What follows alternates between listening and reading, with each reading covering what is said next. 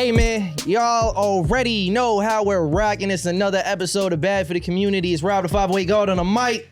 I got St. Yves across from me. Hello, I can't say shalom no more. You feel me? Hello. No, you can. You just got to know what your path is. Just embrace it, bro. God's got a path for you, brother. Embrace it, bro. God has always had a path for me. I feel you. So you can continue, do what's natural for you. I try. We got Nate Nix in the room. Hello. How you doing? Nate, what's up? What's up with the low energy, man? What's going on? What do you mean? I don't have low energy, bro. I'm disappointed in society, bro. Very concerned about the state of the world right now. There's a lot going on. You know, tariffs looking crazy.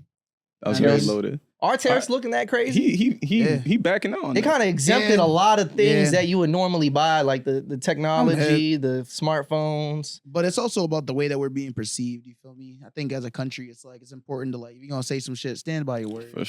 Don't be on that pussy shit. Yes. You know what? Yo. And I was saying that last week.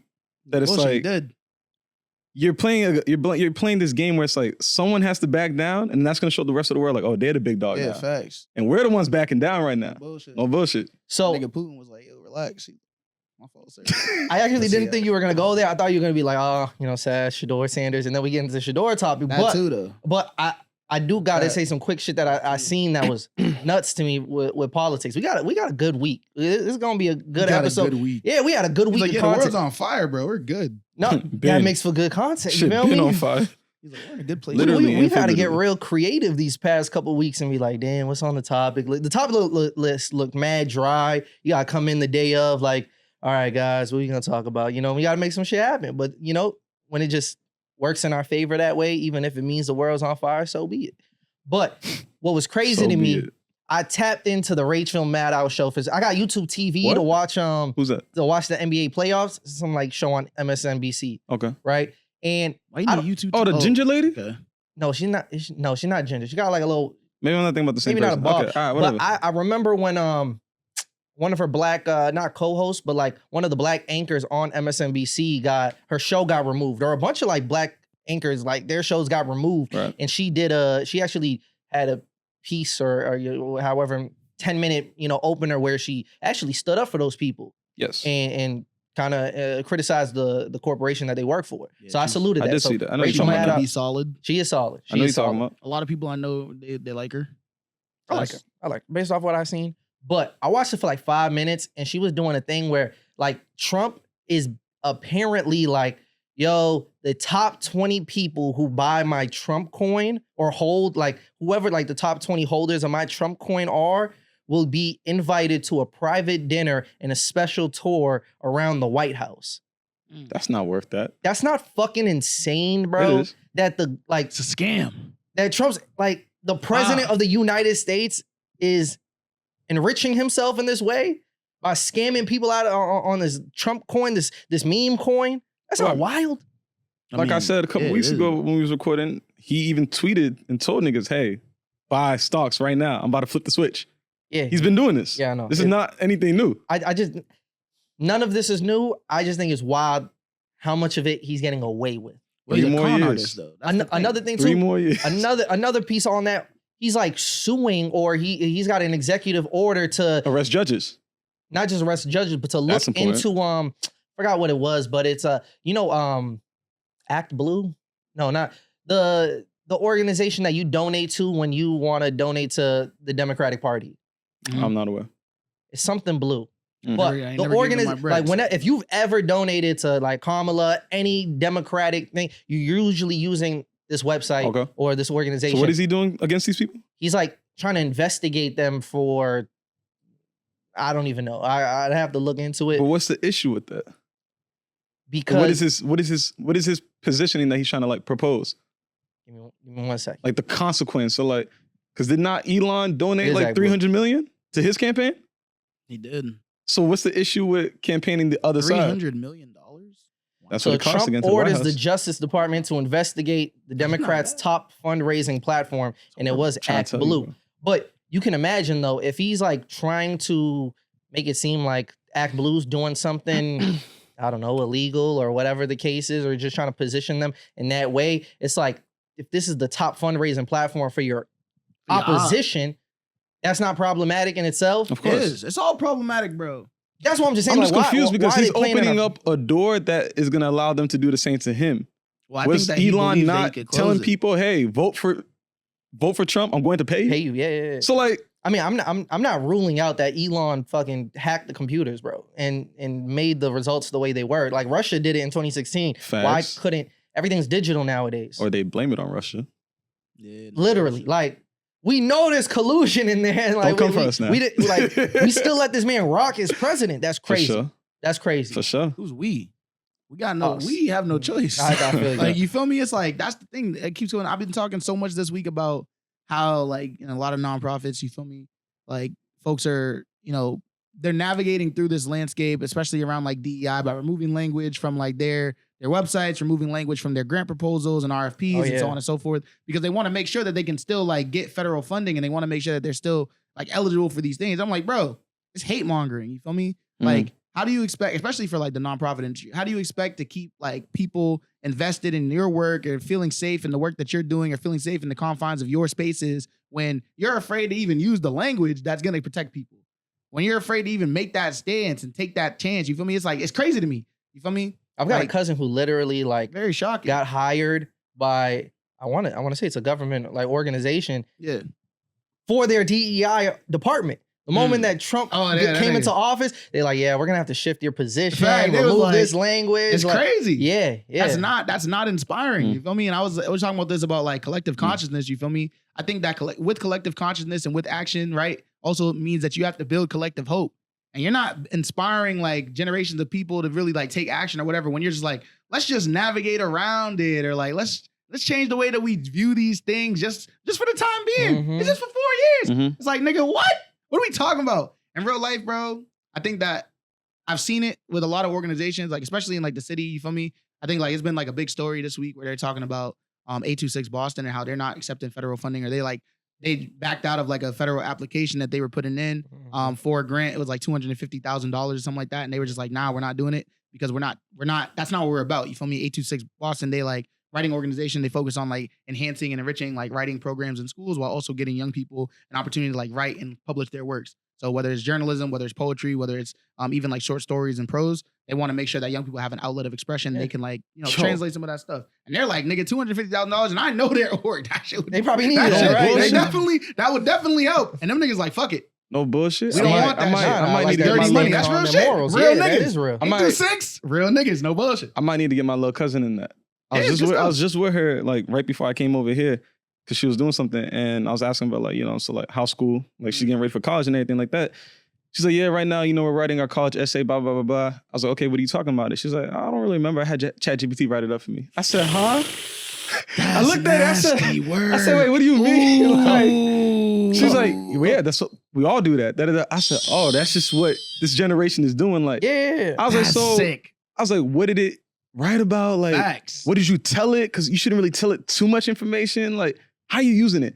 She's like, well, da-da-da-da-da. She broke it down some way, right? I was like, and then she was like, oh, my teacher caught on though because, it'd be using certain language that my teacher knows, like, y'all don't talk like that, da-da-da. I said, well, if he was really smart, you should have given me some of your references to be like, hey, write like this. You know what I mean? Keep it within your style, right? I'm hip. But then she was like, well, it doesn't even matter now because, we figured out how to get around it, da-da-da-da. She was like, yeah, I haven't written something since sophomore year. I said, yo, this is crazy. Yeah. This young generation's on some other shit. Like, the only reason you want to use that is if you like to learn. Facts. All the other niggas, like, well, let me tell you this, bro. I had a similar experience working with some young people, and one of them, we was like having them put together like pitches for our Peace Weekend that's coming up, and they were like, they use ChatGPT or like whatever AI software that they used in order to like create like their pitch. You feel me? And they were done mad quick, and I was like, okay, word.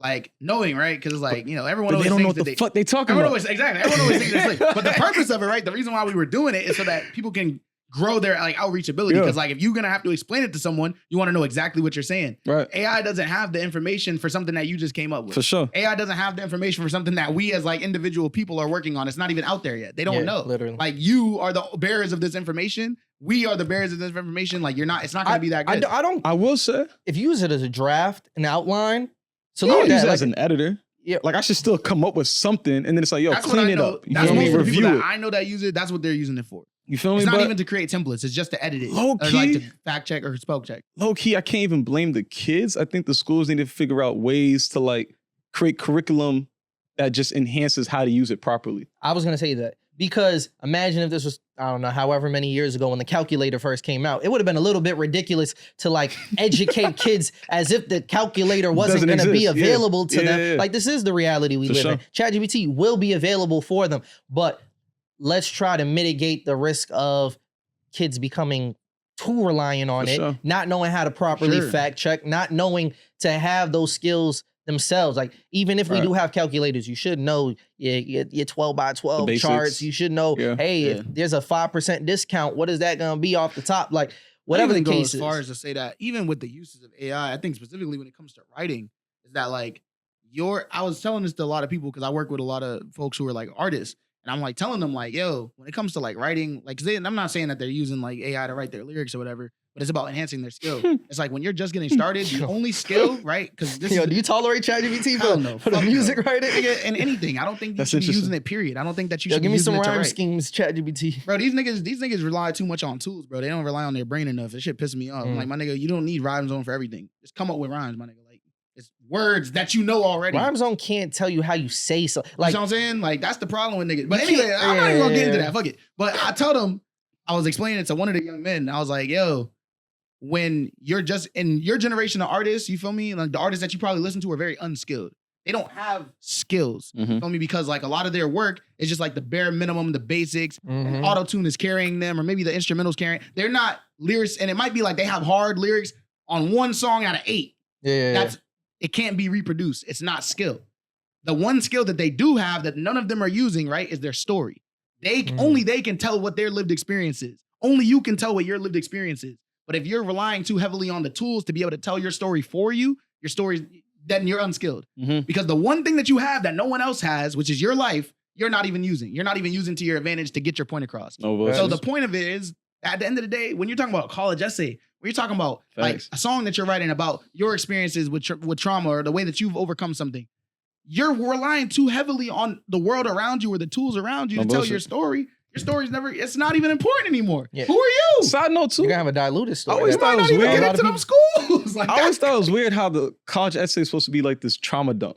I never understood that. It doesn't shit. have to be though. It doesn't have I to wasn't be. like that. Mine wasn't either. I feel You like feel me? I feel like I tried that's to kind do. of how they set you up to like go about it. I'm like, That's the- that's kind of weird. I feel like like- I tried to do the trauma dump and it It probably worked. hurt me. They was like, They're like, nigga, that's not believe sad it. enough, nigga. We talking about Asian immigrant nigga whose family was working in the rice paddies. Nigga, they was born in the rice paddy. Nigga. I will Fucked say, up the nigga was crop for born in the months. rice paddy. Fucked up the crop for months. They was banned from their country. They had to come to America, and then they was shamed. They was shamed here. I They will- wasn't even that smart either. Some niggas was making fun of them. Reverse stereotypes. And they still Shit. made it through. They still made it through. if it was back in the day though, like, and we had Crazy. ChatGPT available to us, I promise you, I would have went to school for free. You talking about like 2017? Like when I you was would in have high went to school? school for free. I'm talking. I was lazy to do those scholarship essays, all those Feel you. scholarships I that were feel you, bro. available. I was just like, Low key though, that's privilege. Like there's times in Facts. college where I knew I was like, I don't have to do this and my grade will be fine. So I'm not gonna do it. bullshit. Facts. Like, Facts. I had a choice. Facts. yeah. I was in a position that it's like, I was like, fuck fuck it. that shit. Like, What's that shit gonna do for like, me? fuck that shit. I was in a position Many that times. I could have used those scholarships. It'd have been nice. You I know? feel you. Got- I feel you. I feel you. less $1,000 you gotta pay back. But But to bring Okay. it all back, right? To you even mentioning like just the story, using what you have in front of you. So what's going on with this nigga? Why is he going undrafted? well, who's this Shadeur nigga? Sanders. How do you pronounce his first name? Shadeur. Shadeur. Shadeur. yeah. Okay. So Some people say Shadeur because it's technically Shadeur. like French, Shadeur. but Shadeur. Shadeur. So for anybody who That doesn't nigga know Creole? about the story, Shadeur Sanders is the son of legendary cornerback And MLB superstar. and MLB superstar. Well, he wasn't He all. was a superstar. Okay. No, I don't think he was a superstar. He was a superstar. He I was a think superstar. Bo Jackson was the superstar who played NFL, Dion and, was a superstar too. but he wasn't an all-star. He just He got wasn't, to the he wasn't league. an all-star, but he was one of the best college athletes. He was, If you were nice enough to make it to MLB, that's what I'm saying. fair, He's a fair, superstar, bro. And plus, it's Deion Sanders, bro. It's Deion Sanders. It's prime time. You know, Facts. like, what are you talking about? Like, Valid. And know if what I you've been mean? following this story for the last couple of years, like his sons play football. He took them from playing Jackson at State. Jackson State, HBCU, to going to Colorado and making the Colorado Buffaloes a relevant college program. Nobody sure. was fucking watching Colorado football Facts. before they got there. And not to mention they were ass. They were Also. ass. And the moment that Dion got there and brought his recruits, everything started turning around. Each season Viewership. that they were in, I mean, even if you're talking about the wins, Yeah, he they led got, them they to got more- better. Facts. They each definitely season. got better. And the The revenue, viewership- let's not even talk about Viewership went up. Ticket sales went up. Celebrity appeal went up. The fans were showing up and You showing have out even celebrities more. going to Colorado. Like, Facts. They And was not doing Denver, that. nigga. Not Denver. was doing it's that. not Denver. It's not Denver. No, for sure, not Aspen. Niggas was going to Colorado. Niggas don't go to Aspen for fun. They go or Celebrities go there all but the not, time. but not like as like a. You're not gonna be on camera in Aspen. You might be going snowboarding, skiing, sledding. You might have. They a gonna little take pictures for timeshare. sure. They gonna let you know I'm in Aspen. But you're not like no one's for taking sure, pictures I of hear them. you. I hear you. Going to I Boulder, hear you. Colorado. I was Nigga, about to say, it's Boulder, the most Boulder, boring Colorado. fucking name. Rock, I only saw Colorado. the one so he nigga. said niggas don't go to Colorado. I'm like, niggas be going to Colorado. Boulder? But Boulder, yeah, I don't know Rock, about no Boulder. I Colorado, don't know nigga. about Like I said, Boulder. you got Boulder. mad celebrities going to there. But so they were a spectacle. Show. You feel me? That Deion rubbed people Sanders method. the wrong way. That rubbed a lot of people the wrong way. Naturally. Why though? It's Black that, excellence. Niggas don't like seeing that. hey, it's that Floyd Mayweather treatment. It's like now we're tuning in to watch y'all lose. Facts. We're like Love him or hate him though. Yeah. You was tuning in. for sure. You was tuning For in. sure. When they were like Shout out that undefeated nigga. that first season, like 4-0 at the start, they was hot. I mean, They was hot. I've never heard them people games talk was about ended at college 1 football. a.m. nigga. We was watching them we shits tuning though. in. We was watching them shits. That one that went into overtime against Colorado State, nigga. We was watching that I shit. remember seeing the highlights on Twitter. I was like, damn. So on Colorado, you got Shadeur Sanders, who was the starting quarterback, Mhm. and then you also had Travis Hunter, who was one of the top prospects in the country. He plays wide receiver, he's cornerback, Yo. and he's amazing at both He positions. won- Thank God won we the don't hear Heisman? about that shit no more. I Oh, was with him and his tired of hearing girl? about Oh, all yeah, that yeah, Travis shit. Hunter? Yeah, bro. Bro, All the negative shit that they're trying to they put was- on. they was I'm really glad hating on him niggas and is his off girl. that That was shit crazy. now. Not us. I'm just talking about like But that's why niggas, niggas. that's why you don't Niggas. let social media affect. I'm Because a- imagine he like that come to relationship the broke pressure. up or Yeah, something like yeah, you for feel me. sure. But they were solid enough to make it through that. You know? real relationship. I mean, That's she was good gonna shit. see it through for sure. Yeah. Don't do that. No, I did see something where like when because I'm back on Twitter now and well, Yeah. That's we crazy. can talk about that. I want to see how long me and you can go. I feel like you won't crack before me. I already started sending him tweets, his messages like yo, he's like screen recording. But Nigga, bro, I stand strong. no, bro. he 10 toes, is, he bro. is. But it was funny though because they showed a clip like when he got when Travis Hunter got drafted because like I said the Jaguars traded up for the second pick, Facts from the got him, Browns. snatched him. So Cam Ward, who was the only other quarterback that would be considered to be on Shadeur's like level or better, Mhm. Right. he was the only one. He got picked number Got one. drafted first. After that, it was pretty clear. Like all the draft boards had Shadeur as the second best quarterback in the class. So for the Browns, for the Steelers, for the Saints, for the Falcons, and there's The Giants, too? Giants, yep. So you said Any of Saints? those teams, they Yeah. could have picked him. Yeah. They still can. Like, Atlanta they didn't still pick him? No, That would have made the Atlanta most sense picked out of all of them, fucking, right? Just like- what's his name? Off the story? So at this Cowboys too, because Dak be That injured. makes sense. wait before we get on the Shadeur, when I was talking about the clip though, there was a clip of Travis Hunter's girlfriend like surprising him with a Rolex, and I just thought it was funny because everybody in the comments was like, "I got you a gift with your money." That's She might be making her own money. I don't know nothing about her. She might be making her own money. I don't know She might have nowadays. her own. They always be having their own businesses. And I that's don't know. also one of those things that happen sometimes. You feel me? Like if you a lot of niggas, and this is the crazy part about the internet. A lot of you niggas, y'all don't share income with your partners because both of y'all broke as fuck.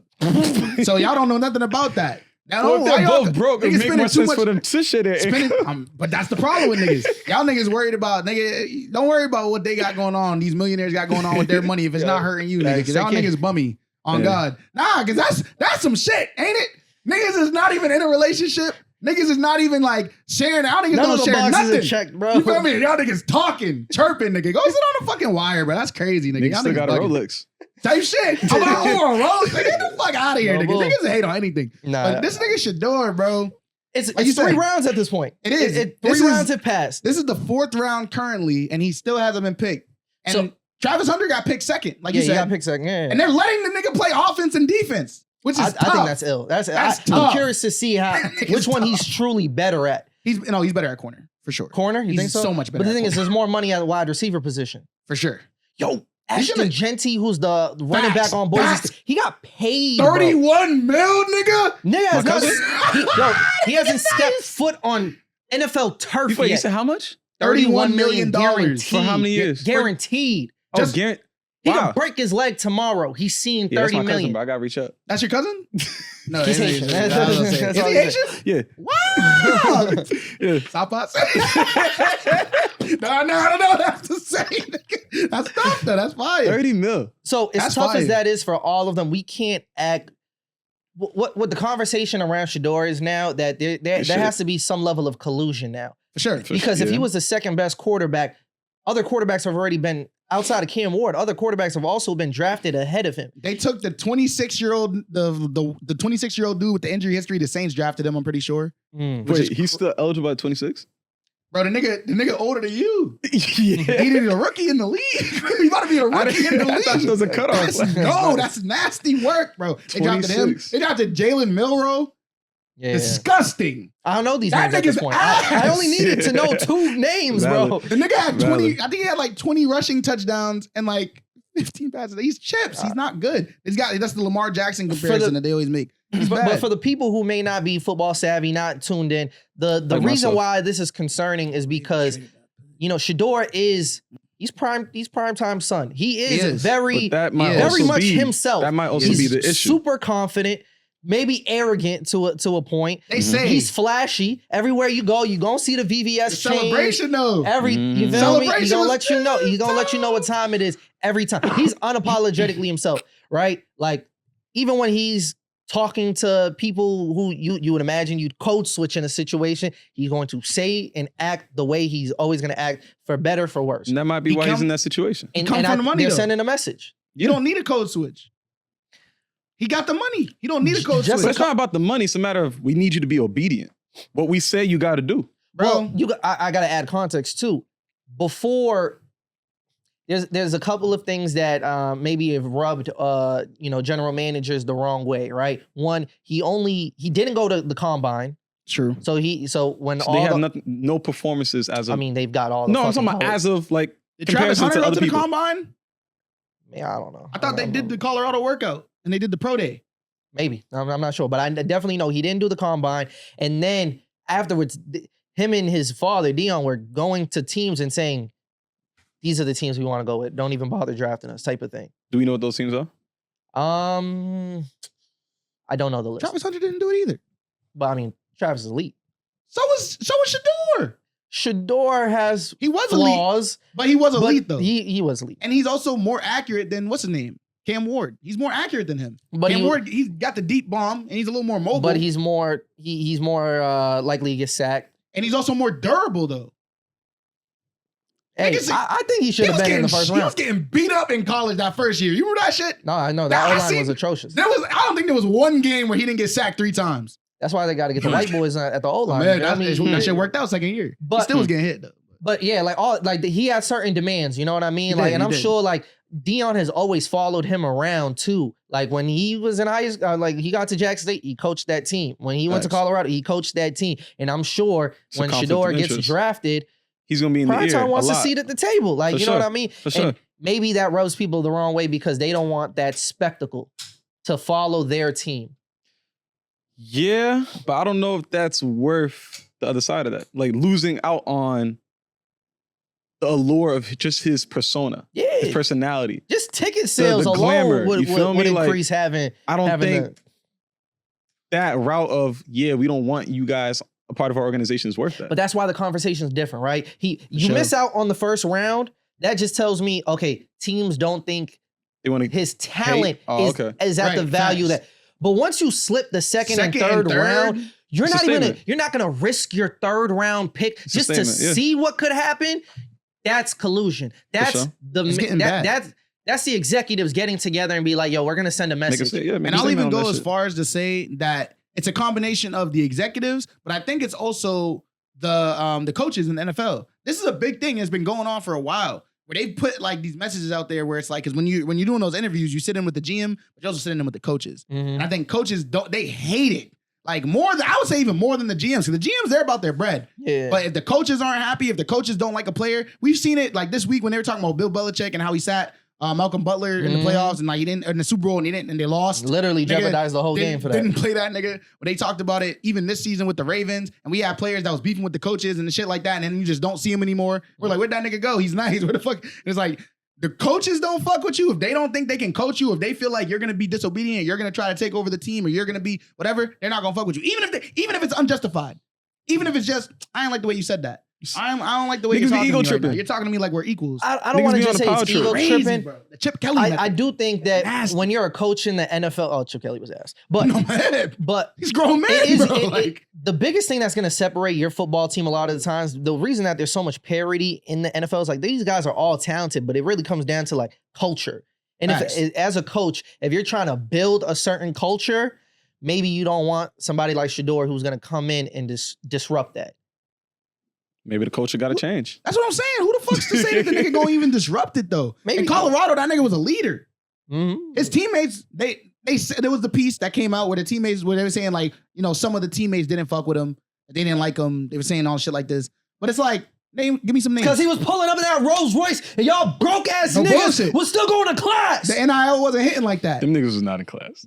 Nah, they Nah, weren't. some of They them weren't. bum ass Nah, they niggas weren't. was. Hey, but there's no They way were. them niggas was Some of in them class. bum ass niggas who not gonna get They were. drafted, they better stay in class. Nah, they You not Deion made seeing them the go to league. class. No bullshit. They were in class. If they Was were his- failing, was they his couldn't son in play. class?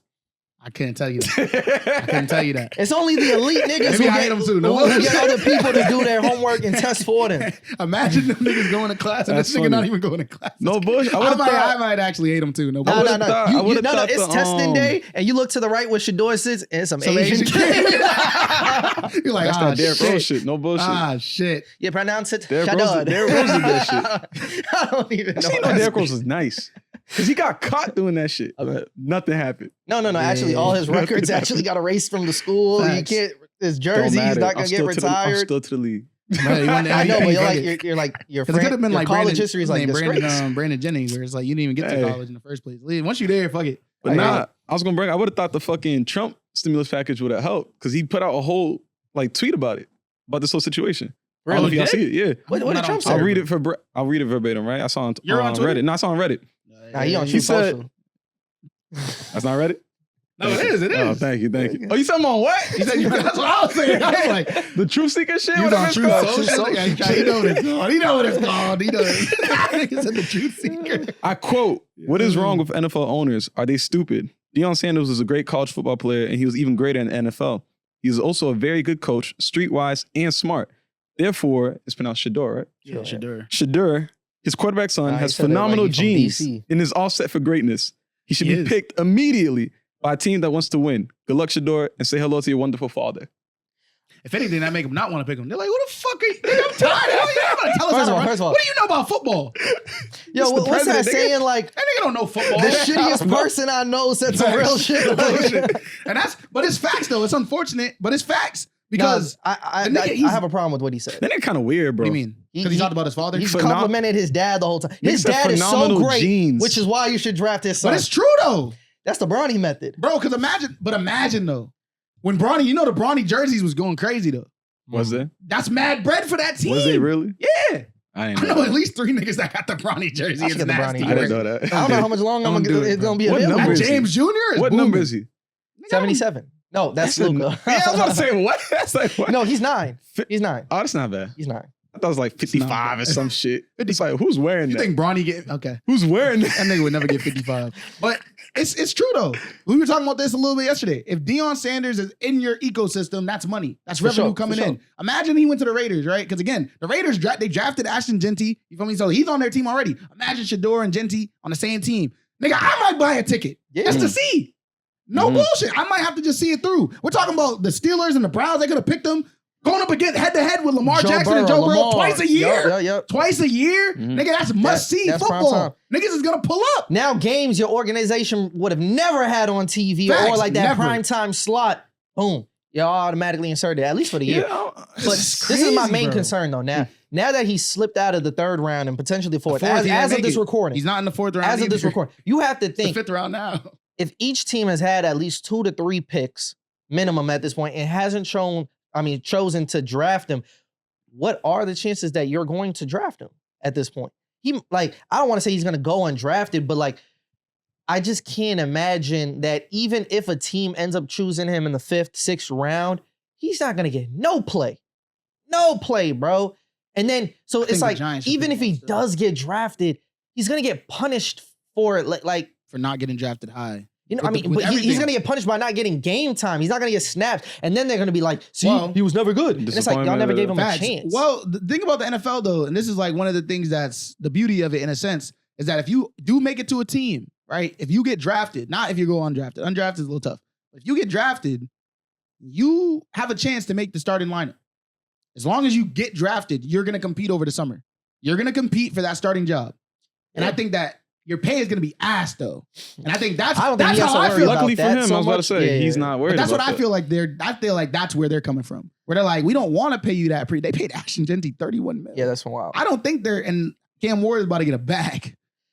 Crazy bag. I think the conversation to have, too, is at least like the racial component of it. I think it's hard to ignore the racial component of it because the thing, like I said, yeah, he might come off a little bit as a prima donna when you're talking about like I have certain demands. This is I got a crew that's gonna come with me. You might have camera, like he's got a YouTube channel and they got a cameraman. Even the whole draft. Hold on. Let me get this out. But again, it's gonna come with some level of a circus, a little bit. You just gotta admit that. That's what it is. But we've seen this before. When Eli Manning was going to get drafted by the Saints or the Chargers. I think it was the Chargers. Archie Manning, his father, jumped in and be like, yeah, we will not play if you draft us. And that's how it ends up being on the Giants. Ended up traded him for Phillip Rivers. You feel me? When you see a Johnny Manziel in college, Johnny Manziel was fucking talented as hell when he was in school. But look at all of the things that was going on, all the controversies. Still got drafted in the first round. Everything that was going on, bro. It's the same thing with Baker Mayfield. So even though Shadeur he got drafted before Lamar.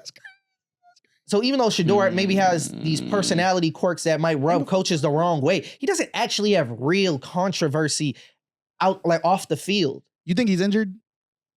Nah. Because they were coming out and say that. That report would have came out by now.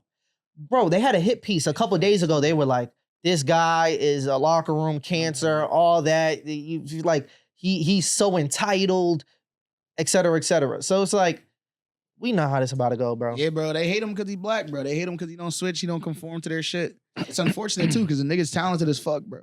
It's not like he's some scrub. Like, even when they were at Jackson State, niggas showed flashes of greatness. And then, like, with the Colorado training program and all the stuff, like, the staff and everything at a higher end facility and everything, nigga only took his game to the next level. Imagine what he could do in the NFL.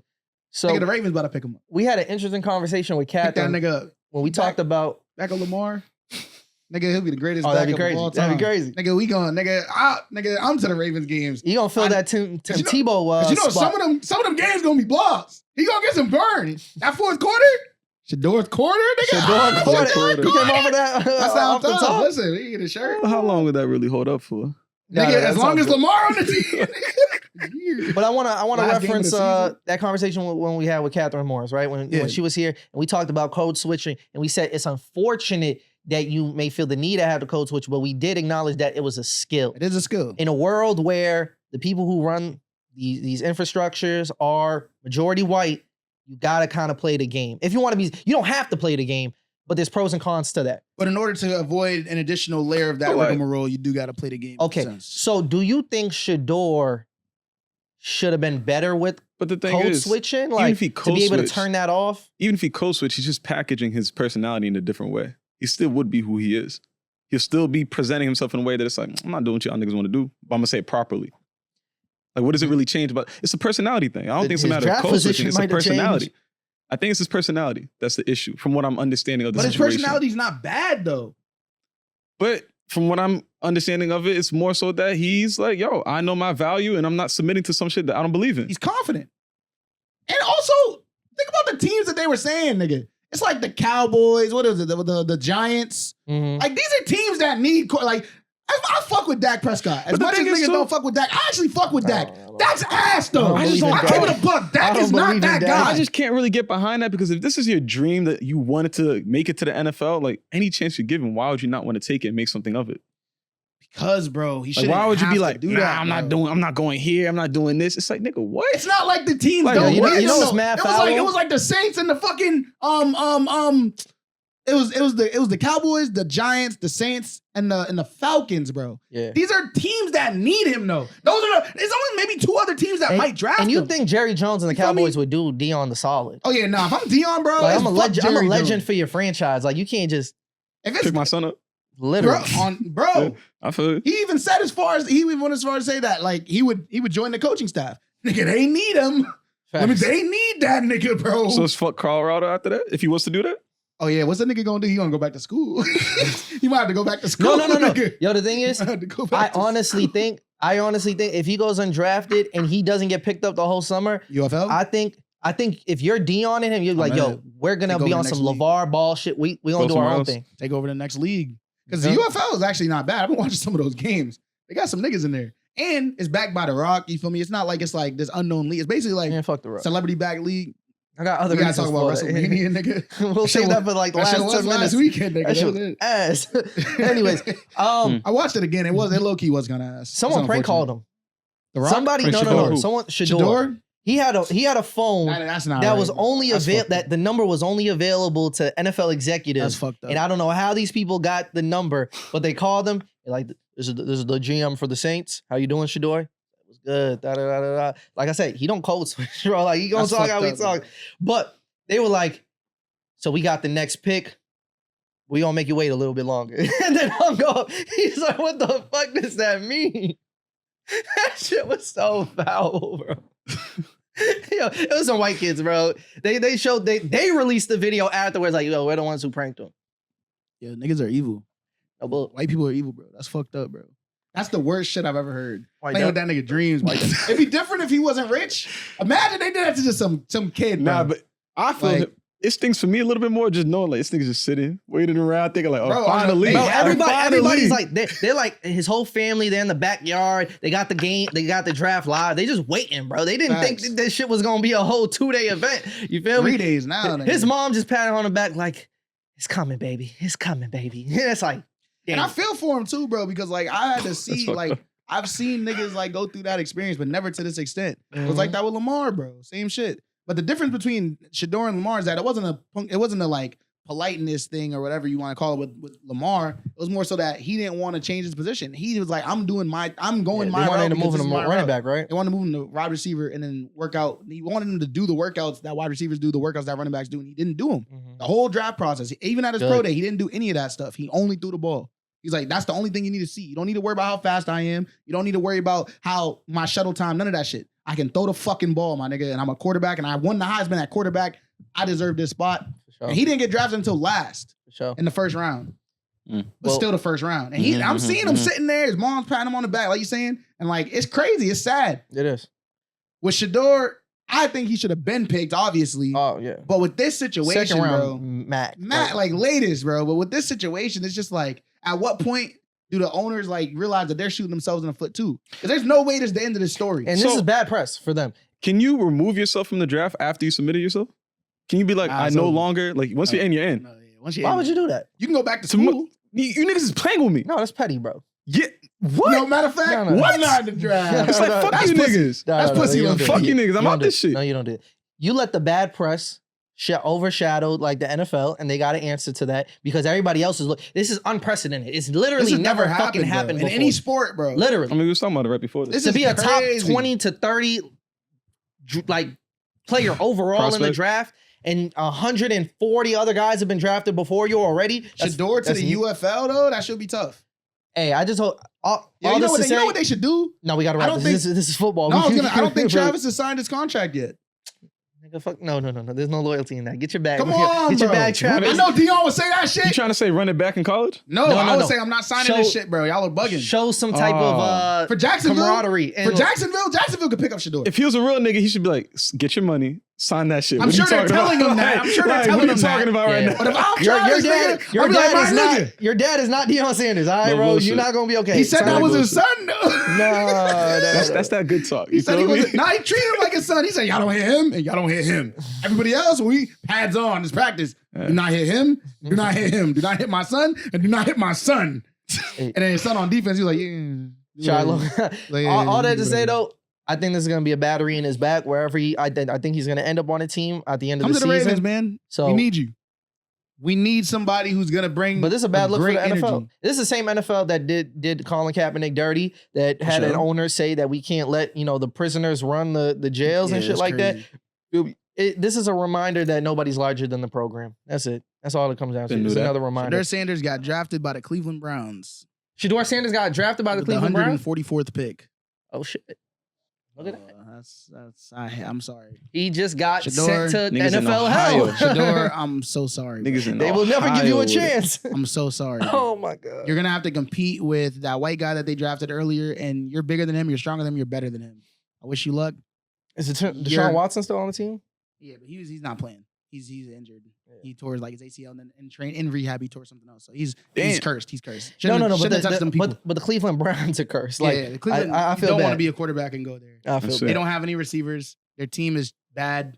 Mm. They're oh man, I'm so sorry, bro. Yeah. Well, Mhm. I kind of wish you went undrafted now. yeah, That would've at been least better. Maybe you would have had a choice. You'd be a free agent, could choose where you wanted to go. Cleveland Damn. Browns. All right, well, Oh. you know, listen, That was a good college career you had though. Yeah, bro. You could. Shout out to Colorado. You definitely like you open the door for a lot of students or a lot of Yeah, for college sure. athletes to go to the HBCUs. Yeah. I mean, you open the door for a lot of people, bro. Respect. Congratulations on everything that you've accomplished here on. I'm afraid it stops here. I'm so sorry. As an That AFC Sanders North name lifer, can't overcome that. yeah, bro. I don't think that's as an AFC North lifer. You feel me? Like I grew up Ravens fan. My people Steelers fans. You know what I mean? I've had family members coaching in the Bengals. God damn. The Moment of Browns silence. is like Moment of silence for the career of Shadeur Sanders.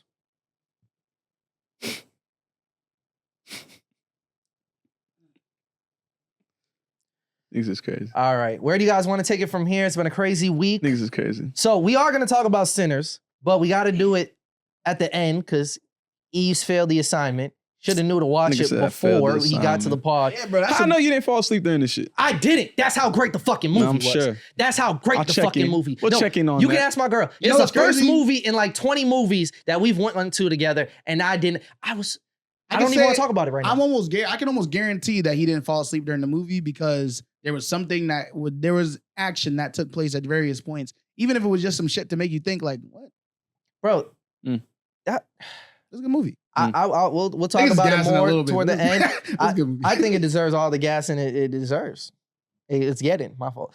But all right, before we get into that conversation, what do we want to get into? It's been a freaky ass week. You got Shannon Sharpe. We could talk music, Messing with a- keep it light. We could talk about that shit. I don't really have much to say besides a few things. And then you got Kanye revealing some information none of us really wanted to I don't know. even know what to really say about that Let's one. dive either. into the Kanye one first, right? Let's get into it. That's the shit that put you back on Twitter. That was. See, I was going strong. I decided I was going to use Twitter. But when a good joke comes to mind, you just got to get that shit off. Did it land? Maybe the algorithm wasn't rolling with me because they was like, you haven't really interacted with anybody. Yeah, that It'd shit be was the just other way Louise, around. It's the other way around. shit If was you've just been a game inactive joke, for a very nigga. long time, Yo, they it's not push about, your shit. it's not about the numbers, bro. Sometimes it's about the love of the game. And that was the love of the game right there. So I said, the moment that He couldn't even Kanye... make it a month. No, I got close. But 3.5 you didn't weeks. make it though. Maybe. You close. You didn't do it. It's all good. So Anyways. Kanye. Before I can add the Anyway. context of my tweet, Kanye comes out. Nobody asked. Like I said, this is just more information that he's given us that we don't care at this point. We don't care for Kanye. Like, Kanye, we're good off of you. But I think the more that we ignore him and ignore the shenanigans, the bigger he's Lose got to him. get into, like, the madness. Mhm. And he comes out and he says, I guess he had a song called Cousins on Bully 2. I didn't hear that shit because I'm not... There's a second or bully? Bully, Oh. just Bully. I ain't listen to Bully. Was there a bully? Me either. one? You feel me? There is a Bully one. It's out. I don't know if it's on streaming platforms, but there was links to, know. available to listen to it. I know. I think he purposely actually had a direct to consumer. Yeah. He didn't put on any DSPs. Who's listening to it? You feel me? We don't rock with Kanye. He doing the Nazi shit. He's being weird, bro. He's saying crazy shit about people's children. Fuck Kanye. Yeah. But he comes out on Twitter and he's like, basically just saying that me and my cousins, we used to look at dirty magazines and they weren't straight ones, and we would recreate the things that we seen in the magazine. And he basically said he gave his cousin, his cousin who was younger than him at the time, fellatio. I didn't know about the part about being younger. Yeah. I thought they were the same age. No, his cousin was younger than him.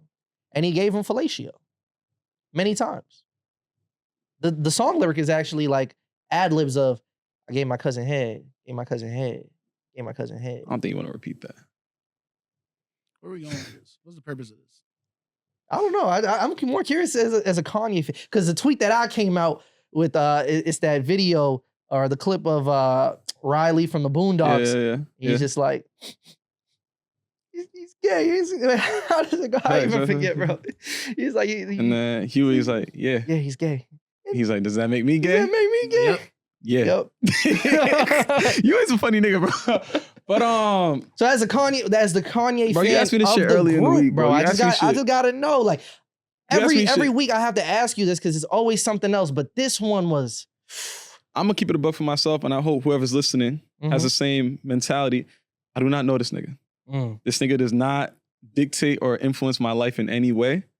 Whatever the fuck he does, I could have the discernment to recognize this nigga's off his rockers, this nigga's on some shit, and I'm not paying attention to that. It has no presence in my mind. I don't care about it. I don't look for it. I'm not even engaged in it. I don't. You care more than I do. It doesn't seem like the nigga would have known if you didn't send it. It definitely came across me at some point. So It definitely came across me at some point. So you do see it. So you Not are by my engaged with choice. it. Not by your choice, but you are engaged It's with it. everyone else sharing it because niggas are like, oh my God, that is. It's like, I wouldn't have seen it if you why didn't do share niggas it. still care? Because that doesn't even, what the fuck? Now it's just funny, like I don't know, like people get in outrage. It's like, oh, the Nazi shit, all right, whatever. He sucked a dick! Oh my God! But we've been knew this. We've been knew this. Niggas is more homophobic than they are. Yeah. Niggas would be more mad at you being gay than being a fucking pedophile or a predator. No. We knew this. What is it when you don't like Jewish people? Anti-Semitic. Exactly. Bro, you beat But your that's wife. different. That's different. I was having a conversation about this the other day. I'm not surprised that black people don't care about. Touched your kid's father. Whoa. Wait. I don't know what you just said. Yeah. You and I don't even know if I want to revisit that. Yeah. Whoa. Like I was saying, where you getting that? I'm not surprised black people don't really care about anti-Semitism like that because that's not our fucking problem. Like, I'm not surprised if people are more dismissive to that. That it's like, yo, like, that's their shit over there. We don't really have anything to say about that. Being anti-Semitic and being like a black person is, being very extremely it's two different things. Prejudiced and extremist towards white people. It's like, I could kind of not lose sleep over that. Not all Jewish people are white. The thing he was doing was problematic though, because being like anti-Semitic in the way of saying like, oh, Jewish people run the world or run the banks and stuff like that. That's anti-Semitic, but it's like, I don't want to say, but I can understand why a lot of people be like, who cares about some shit like that? But being pro-Nazi and like hyping up a guy who's killed millions, regardless of what they look like, I'm pretty sure we can all agree, once you start killing millions of people, you're probably not in the right. And he keeps and he keeps championing this guy. For sure. All right. But like I said, I could also see black people and be like, this nigga crazy, moving about their business. But black people definitely care when they find out someone's gay for whatever reason. Especially someone they might have looked up to. Sure, yeah. Because then that's got, for some reason. At this point, who's looking up to Kanye, bro? I'm going to give it a call back.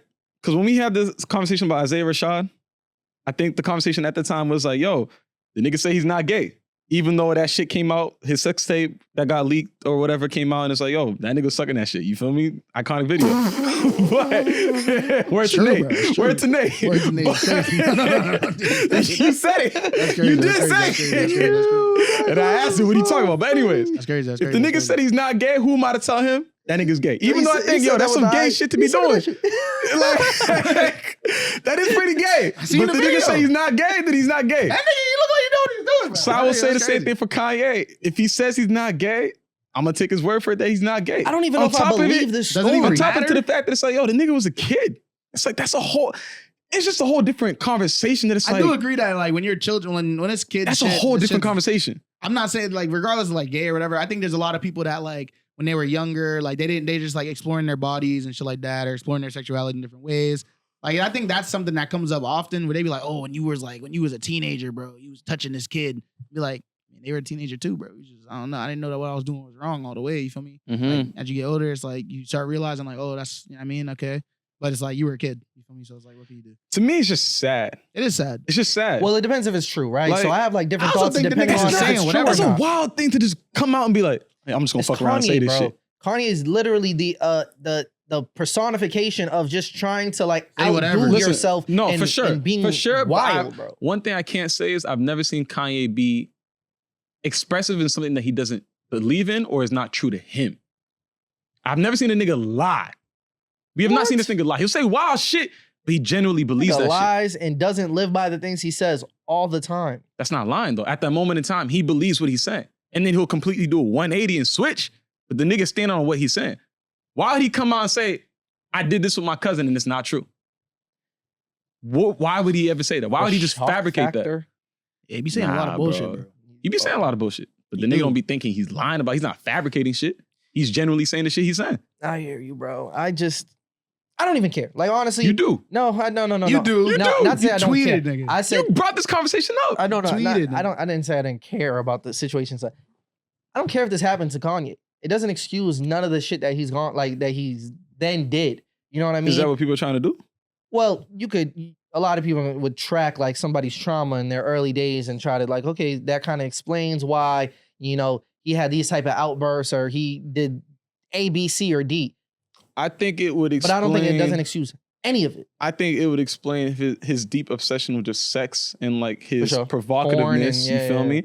I don't think there's a correlation to, I am now Adolf Hitler's biggest fan. I don't Or- think there's a correlation between those two things. Yeah. But what I will say is the nigga's fucked up in the head. There's a guy who was running a church a couple years ago, trying to bring people closer to God. And made a whole fucking Tax write-off. Christian album. Like, Well, if anything, then that's kind of on brand. Why he loves Hitler? No, why? You see how the Catholic Church began down, Oh. nigga? oh, wow. Fellatio on younger kids in the Catholic Church. I see. Wow, you gonna do that on the week of the Pope dying? Yeah, rest in Shout peace, out bro. Pope Francis. Pope Francis, He's bro. pretty good dude. No bullshit. Whoa. Rest All in right. peace, man. Shannon Sharpe time. Shannon Sharpe time. Wow. Okay, so I feel like we've all heard the story. Everybody Hell heard the no. story. I don't know what the fuck is going on. bro. Really? No, because I don't care about Shannon Sharpe. I don't care That's about that Unk, nigga, bro. Not mine. I For the was about to last say, couple is of that years, your Fuck, Unk, nigga. He I don't care was. about that nigga. He was. was. It's like finding out your uncle freak, bro. You just like That nigga won a damn. chip with the Ravens, bro. Real nigga for that. That's all I know of him. Well, in the last couple of years, he's skyrocketed in popularity from leaving Undisputed with Skip Bayless to, you know, having his own Club Shay Shay, the podcast interviews. You know what? I do The be watching that sometimes. you feel me? But only to hear the cat- commentary. But only because he played football, though. And I just want to hear a football player talk about football shit. He's got Nightcap with Ocho Cinco. That's what I'm talking about. Nightcap. Yeah. But like he's like, you know, like he's Ravens now and on me? First Take on Mondays and Tuesdays, all that. Like his popularity, he's more popular than he's ever been, even as a football player, right? But if anybody's followed along with the Nightcap, the conversations he has with Ocho, they know you're a freaky dude. He is a freak. He's definitely a freaky dude. He had comments about, I want to, you know, put Meg the Stallion's legs in a clock position. I ain't seen none This of is that. before or after he interviewed her? He said that before, and then he apologized to her face about the comment I was about to say. when he interviewed her. I'm surprised she sat down with him. He that nigga saying shit like said things about He's dangerous. what he want to do with Miss B Nasty and shit like that. He a freak. We know that. We So know what that. is this? Where is this? So What did he do now? earlier in the week, comes out, he actually jumps in front of it immediately. That's how I seen it, where he goes and records himself and releases the video where he's like, hey, the news is gonna come out that, you know, this girl's accusing me of rape and A girl, a child. not a girl. It's not a child. It's a woman. I don't want to say she's a grown woman. She was It's a 19-year-old. no. 19-year-old. She was 20. She's 22 now.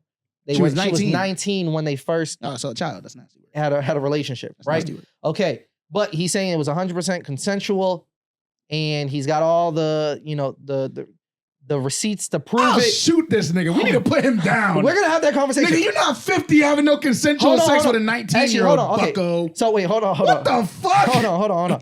We're jumping the horse, and I shouldn't have said it that way. There's nothing else that needs to be said. No, wait, hold on. There's nothing else that needs to be said. I understand that. Oh, Bro, no. I'm 25 right now. I Listen. wouldn't date a I 19-year-old. hear you. We didn't know her age before this news came out. So I just want to introduce that, right? We I'm know not it justifying. now. That nigga's Okay, a I know. sinner. But I'm just, Oh my god. in the beginning of the week, when the news came out, he jumped in front of it. He's saying her lawyer is Tony Busby. He's the same guy who was representing the Jay-Z Jane Doe shit, who yeah. sued Jay-Z. That came out, and Jay-Z had that shit dismissed. Oh, proven. was that the text you were sending? Not the text you were sending, but the text message thread that you sent in the chat I that don't- he put Shannon Sharpe. I don't know. It was like the text between him and the girl. yes. Yes. I All the was wondering what the sexual fuck that messages. weird shit was. Yeah. I didn't look to you. I was like, what the fuck is this? Why did you send me this? So That's crazy. he's releasing these, like Shannon this Sharpe nigga's- is releasing oh, text no. messages to show that like she wanted this stuff. They had a Oh. BDSM relationship. Too He was on freaky, some freaky shit, too old to be doing this. right? But We'll at the find you but a nice before, like 40-year-old before we mother actually of 1, 2. Settle down. before we actually knew the identity problem. of this woman, though, my initial thing was, all right, she's being represented by Tony Busby. She's suing him now. This seems convenient. I think he says this is shakedown. I tend to believe it. Did you know she was white? I didn't know who this person was. So no bro. information about her. No just a woman information about her identity. that he got his freak on with. Then later in the week, the identity eventually gets revealed. It's this white OnlyFans girl, and she was 19 at the start of their relationship. They might have started in 2022, 2023, and she's now 22, and she's saying that, I don't know, there's like a voice recording that released of him saying like, say that one more time and I'll choke the shit out of you. I'm not playing with you, Gabby, or some shit like that. But they're trying to say that what the fuck? Voice recording is edited and chopped up because they had this BDSM relationship. They had real nasty text message like, put this black baby in me, 25,000 per cheek. Yeah, that's that talk. They like that kind of talk. Bro, they was just saying wild things, bro. Put a big, you said big black baby? I don't know. She put a black baby in me. That's it. It's wild. But when the identity got revealed and we found out, you niggas is out of here. Hey. So I was on Unk's side up until, you're a freaky dude. That's all that told me. But when the identity got revealed and it was found out that when they initiated a relationship, they met at a gym. She was 19 years old. I don't care if you didn't rape this girl. I actually tend to believe you didn't rape. Bro. Wait, hold on. They met at a gym? That's what he's saying. I tend to this believe. This nigga's rich. He ain't mean no 19-year-old at no fucking gym. Really? Yeah. Oh, this nigga want to be outside. I'm hip. To catch a predator. I'm so hip, bro. I'm so hip. I always thought that when he was telling the stories, he always has a gym story. It's weird. You're a fucking millionaire. Remember too, you remember that it wasn't the sex tape, but it was like the audio of the IG live and that's my shit. So it's not a good look for Unc right now. It's not a good look for him. So again, I tend to not believe. Oh my gosh. I tend to not believe that. Oh Jesus! Yeah, they was making noises and shit, grunts and all that. You're not taking this conversation serious. You gotta stop. He's out of control. Yo, this nigga's out of here, bro. Don't add it. That's crazy. Is he? Bro. He should be. Okay. All right, let's be serious, right? Okay, so let me just put the pin on it, right? I can't All say I that have he to say will is be. now the conversation around it is like, I think a lot of people are kind of like me where they don't necessarily think he actually raped this girl, but we're all looking at you crazy because what the fuck are you doing being 56 years old with a 19-year-old? That's the problem. That's insane to me, bro. So even if these charges are dismissed, even if you go back on ESPN, because he did say he's stepping down from ESPN until the NFL season starts. He's still doing nightcap. He's gonna be back for the NFL. Club Shay Shay. He's gonna be back. Right, he's still doing the nightcap and Club Shay Shay. You got good insight. He was live with Ocho yesterday, bro. You have a good insight. Everybody's expendable. But he's not the only nigga with good insight. He's not the only nigga with good insight. How many niggas want to chip with the Ravens that not problematic, bro? Like we can't. Like I can't keep going through this, bro. We just drafted a nigga with the allegations, bro. Nigga Mike Green, bro. This is crazy, that's bro. a big conversation. The next Hall of Famer. Ray Lewis Burns. He stepped down. Ray Rice. I'm not gonna lie to you. What was that woman's name that had like a situation with Joy Taylor? Yes. She went about it the right way. Didn't speak on it. Facts. Didn't comment on it. Yep. And look at us now. No one's talking about it. It's not in anyone's mind. Let that shit fly. Shannon Sharpe should have did the same shit. He was trying to take the Jay-Z approach. Yeah, well, he fucked up. He ain't Jay-Z. No, Jay-Z didn't fuck up. I said Shannon Sharpe fucked up because he ain't Jay-Z. Oh, okay. For sure. And also, he a little neakier. Significantly neakier. Because neaky. They talking about butt play. There was nothing there with the Jay-Z situation. Facts. There's something That's an innocent here. man. Yeah. There's something here. We don't know the details of it. We don't know what is right, what is wrong, what's true, what's not. But there's something. Yep. And this should have never been anything. Yeah. Him being in a relationship with a 19-year-old, like I said, We've had these no one in this room would do that. No. Facts. Why are you at your grown age engaging with that? That makes no sense. That's it's beyond inappropriate. It's wrong, right? Like I said, that nigga old enough to be her grandfather. I feel like we made a rule that like, not a rule, but like a kind of guideline, like 18 to 21 should not be dating anything more than 3 years older than them. For sure. So a 21-year-old could date an 18-year-old. She just left high school. She probably might have been. She could have still been in high school. There be 19-year-olds in high school right now. That's insane to me, bro. Like, there's grown-ass, fine-ass 30-year-old women, bro. Like, I don't know what's good with this. There's 25-year-olds, and that's still wild to me because that's half your age. For sure. Yeah, you shouldn't be dating. If you're 18 to 21, bro, 3 years plus, bro. But not either like, within the same range or 3 years. That's bro, You shouldn't be older than 56. 25 messing with anything under than 21. And I still wouldn't do that. Your frontal lobe ain't even developed, my And we just nigga. gonna throw a blanket thing on everybody. This is wild, bro. I'm starting to think that's crazy. Yo, I'm not saying obviously kid, this is not a direct translation, but yo, get your 30-year-old self, go to a baby's crib, look at them and be like, 19 years from now, me and you gonna be eating my ass. How would you feel about that? You're insane. If you ain't doing it, then don't do that. He's got children older than this girl, bro. Oh, that's sick work, bro. Shannon Sharpe, man. So again, Shannon not even so if sharp. he's found, this is dismissed. Oh, I forgot to add another aspect of it. He was gonna settle for 10 million. It came out that he was going to settle for 10 million. He's gonna give her 10 mil. He was gonna give her 10 million to Oh, just that like, nigga did shit, man. well, the settlement thing is tricky, right? Because it's two train of thoughts, right? It's one, you don't want it. You don't want the public. You don't want the real world. You did do some shit, For so sure. you're trying to hide it, Or and you you're just trying to don't settle want- as quickly as possible, or you just just wanna don't get want out- to yeah, introduce for into sure. the public But sphere. you're not giving up 10 mil. That's a fact. 10 mil's a lot of money. If someone says I raised you, 10 we're mil. fighting that shit. 10 mil. I won't give you $1, nigga. I'm stealing money from you. If anything, I'm suing you. $10 million is a lot of money, bro. That's crazy. That's a nigga being like, okay, the lines are blurred. My bad. I didn't know. I'm Literally, sorry. literally. We good now. We good.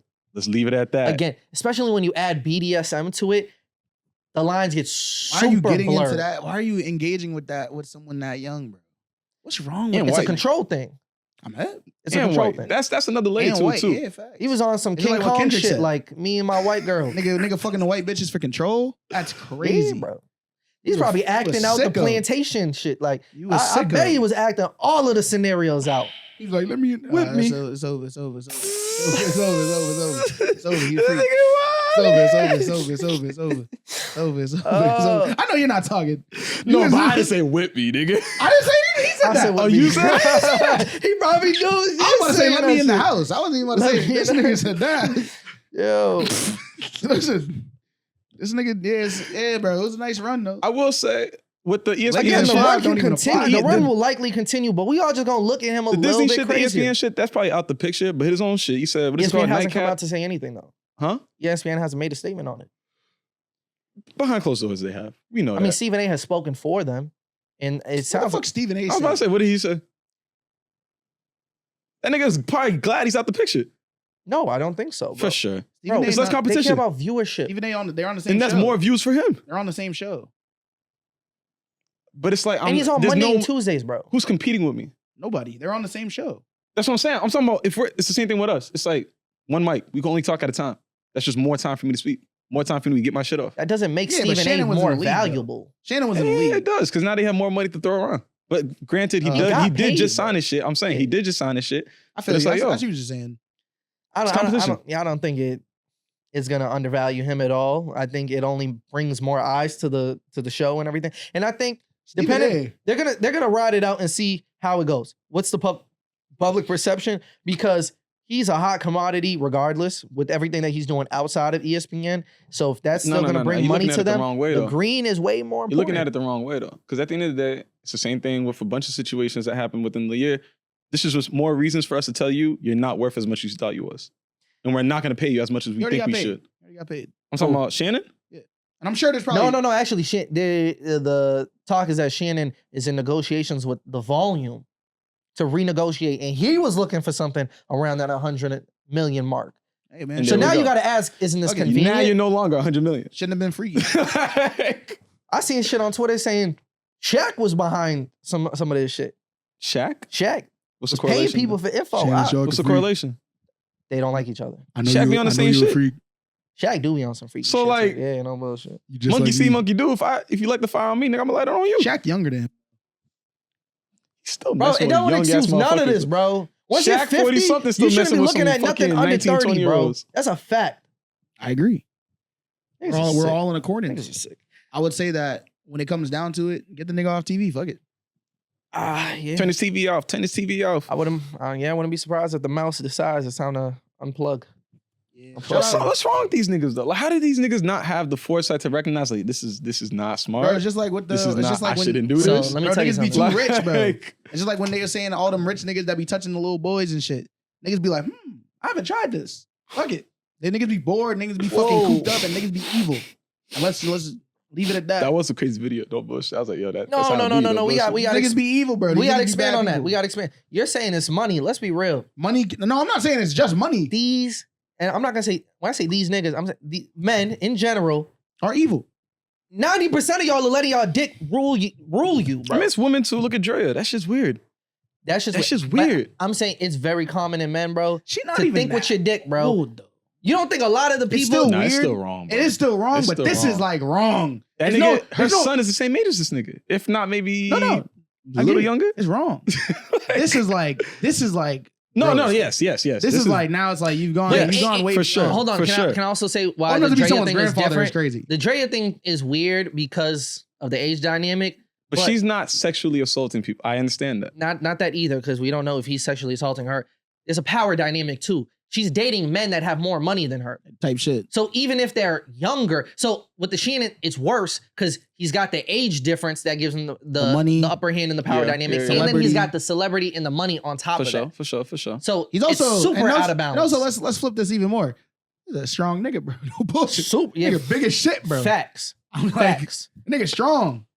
Yeah. He's tall. That's dangerous. And you know combo. them football players, you feel me? They're not right in the head all Type shit. the time. He probably should have jumped out with that. And he be drunk. It's the CTE. This is like, yo, like, find some excuse, nigga. Well, I mean, Because, like, nigga, you wouldn't know if he had CTE. hey, you got to die first for them to open up the brain. No Type bullshit. shit. So, But it's I ain't been feeling right. hey man, prayers for all parties involved. Shit. Hey, at least Sterling got into the Hall of Fame this year. That's Who? tough. Sterling Sharpe. Oh yeah, he did. Shout He out got to into the Hall of Fame. Shout Shout out out to Sterling Sharpe. I ain't never heard no bad shit about him. I only ever heard good thing about him. But Shout I out wanted to Sterling say Sharpe. though, Wait, is it relation? Yeah, this is his brother. It's his older Oh, brother. okay, Sterling okay, Sharpe okay. is a Shannon's lot of older these brother. niggas would be on the same type of time, but they broke. That's Type a shit. problem. So it's not a money thing. That's a problem. No, I came was in saying here a that. I year was saying ago. that. Telling you, yo, men need to practice better sexual discipline. I agree. I was saying that the money gives you the freedom to do the bullshit. Oh, for sure. But I was saying, but again, these niggas they're rich, but they're also evil. And what sex heathens? Yeah, Or they're what? fucking deviants. There we go. They're There we go. deviants for sure. All right. Speaking of deviants, it's time for you to leave the room, Yves. It's that time. So we can get into some real fucking We conversation. wrapping it up from here, nigga. I'm so disappointed you didn't watch I've been this. said I was trying to talk about this album shit. Oh. Nigga want to talk about fucking My hip hop fault. artists you want to remove from hip hop. Yeah, Talk had this about on the it. topic list last week. What? What you talking about? What are you I'm talking gonna lie. about? As much as I do want to talk about this movie, I feel like this topic is a little more. I think it's pretty tough. Hey man, this nigga trying to produce. Album All right, that, no, an do you album think? that Do you you think? We got changed, time. Trying to an produce. Yeah, album we that got you time. changed your perspective on over time. That Yes. you didn't like. You that may you not. liked. I Can we think talk about album that we liked that we didn't like? an album that you didn't like. Reverse. I got- Introduce the topic. I got a couple Let of the them. No, let the because people early know. in the week I was at work, right? So I was listening to "Fuck the World" by Brent, right? Going through it, it was Song- playing oh, the in the album's a great background, album. and I was like, Oh, the "Yeah, song. this is a classic album." And then once the album wrapped up, it transitioned into Wasteland. Mhm. So I'm listening to it again. I'm like, "Yo, this album is not bad. Not at all. Why did niggas shit on it so hard? Why did niggas come out and be like, yo, this nigga Brent's washed. He only got one album. He's not who we thought he was. To the point that I felt like he had the pressure on him to then drop the third album that came out within the same year to kind of clean up Wasteland What and was all that? the Was that traction that bigger came with that. No. Larger Than Life. Larger than life, yeah. Well, To me, I'm like, yo, this album's actually pretty decent. Yeah, it's it's got not some a joints. bad album at all. Maybe we could have went Some of the songs around are okay. some of the Some of the skits. songs are mad old. The skits are mad. The skits weren't really needed. The structure of the album is not great. The structure of the album's not great. It's a very difficult listen. I don't agree. If you're sitting I don't through it agree. from top to bottom, it's difficult And to I listen did unless that. you're invested in that nigga's career. And I think that's To where an he was extent, at. maybe. But I think that's what was happening though. It wasn't Brent fans saying that the album is mid. Mhm. It was niggas that have been told that Brent is that It's nigga. like that. And then we're they went to listening listen it and they're like, nigga, this shit what's is really alright, over bro. here? This shit is just decent. I think it just comes down to I was one of those niggas. I don't really like Brent's music the like hit miss that ratio. type shit. Fuck the World was like, you could put that from top it's to a bottom. classic. The Wasteland, there's like a good middle section that like I'm not. It's also boring. That's what I had said. That shit is boring. Yeah, I haven't listened the to it in a song long structure time, is so not I Go couldn't back tell and you the listen to it. specific. But like, I was looking through my like songs, like I got Loose Change in there. I think Jackie Brown is really the song I end up going Jackie back Brown, to uh-huh. the most.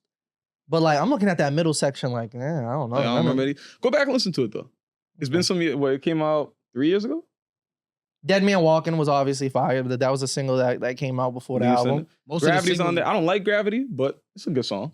And the wasting You had the song time, with the Drake? Drake and the Neptune. I don't care for that song like that. It's not a bad song. I feel like at the time, maybe not looking not back what at it, it's not a bad song at all. It's not. I don't think it's the song we expected when it's like, oh, Drake and Brent about to be on a song. It feels like a Drake song and Brent got thrown into it. The Tyler song is on there too. I don't really like it like that though. But it is a good song. I just don't personally like it.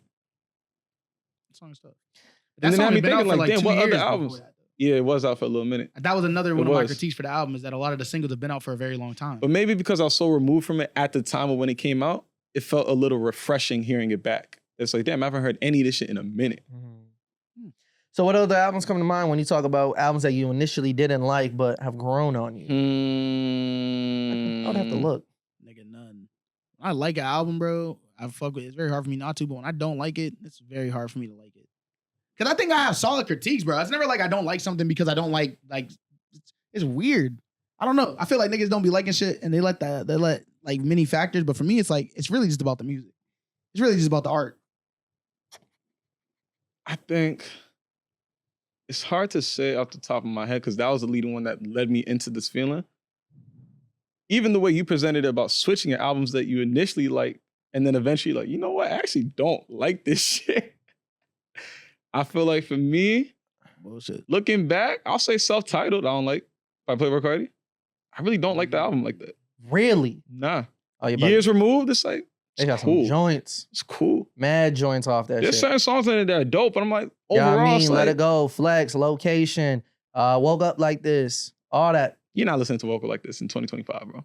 If it comes on, I'm not mad You're not about fucking with it. There's mad songs I'm not gonna put on right now. I'm not saying put it mad on. at I'm saying it comes on. You gonna skip it. So I've actually done two different things of how I've absorbed music recently, right? So I want to challenge myself to obviously get out just going through my like songs and putting it on shuffle. Cause I get tired of that shit after a while too. It's like, I'm tired of listening to the same old music. Bro, you know what it is? What's up? It's because you drive. I do drive. That's the problem. So I don't have bro. time to think about it. No, the driving shuffle is ass. Really? The regular it's shuffle different is from- bussin'.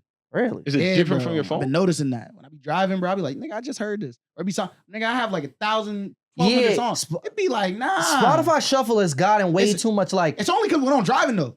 Because I be walking and it should be fire. When I'm driving, I'm like, ugh. I just That's don't like interesting. that it Y'all don't niggas playing. ask me like, it should ask me some questions. Like before I hit the shuffle, Hey, like what mood are you in? what type of mood? But not Smart just shuffle. mood, but like, do you want to listen to the things you've been listening to recently? Or do you want to like Explore a get little? deeper into your They have a thing catalog? called Discover Weekly. No, they have- deeper No, but- into the catalog that I Oh, already, that you of like already songs have. that I already, I You want can- you to can- you hear can that. filter It it. also has that. You can filter it. Where? Spotify has a thing Yeah, like, you can hey, filter it, bro. listen to something that came from this time period. And it's like, yo, you haven't No, you're listened to talking this. about that AI shit. That shit. But No, it's not just no, it's not. time You period. can filter it. But I'm also saying they also have a section where they're like, that's hey, genre something you haven't filter. listened to in a long time. They have that. I want to like the song Sensual that is comes crazy. on. It's like, oh shit, I haven't listened to this song in so long, bro. But it's not. Doesn't have to be just a vintage like throwback, whatever. Mhm. This is what I was gonna say is that Spotify is like shit.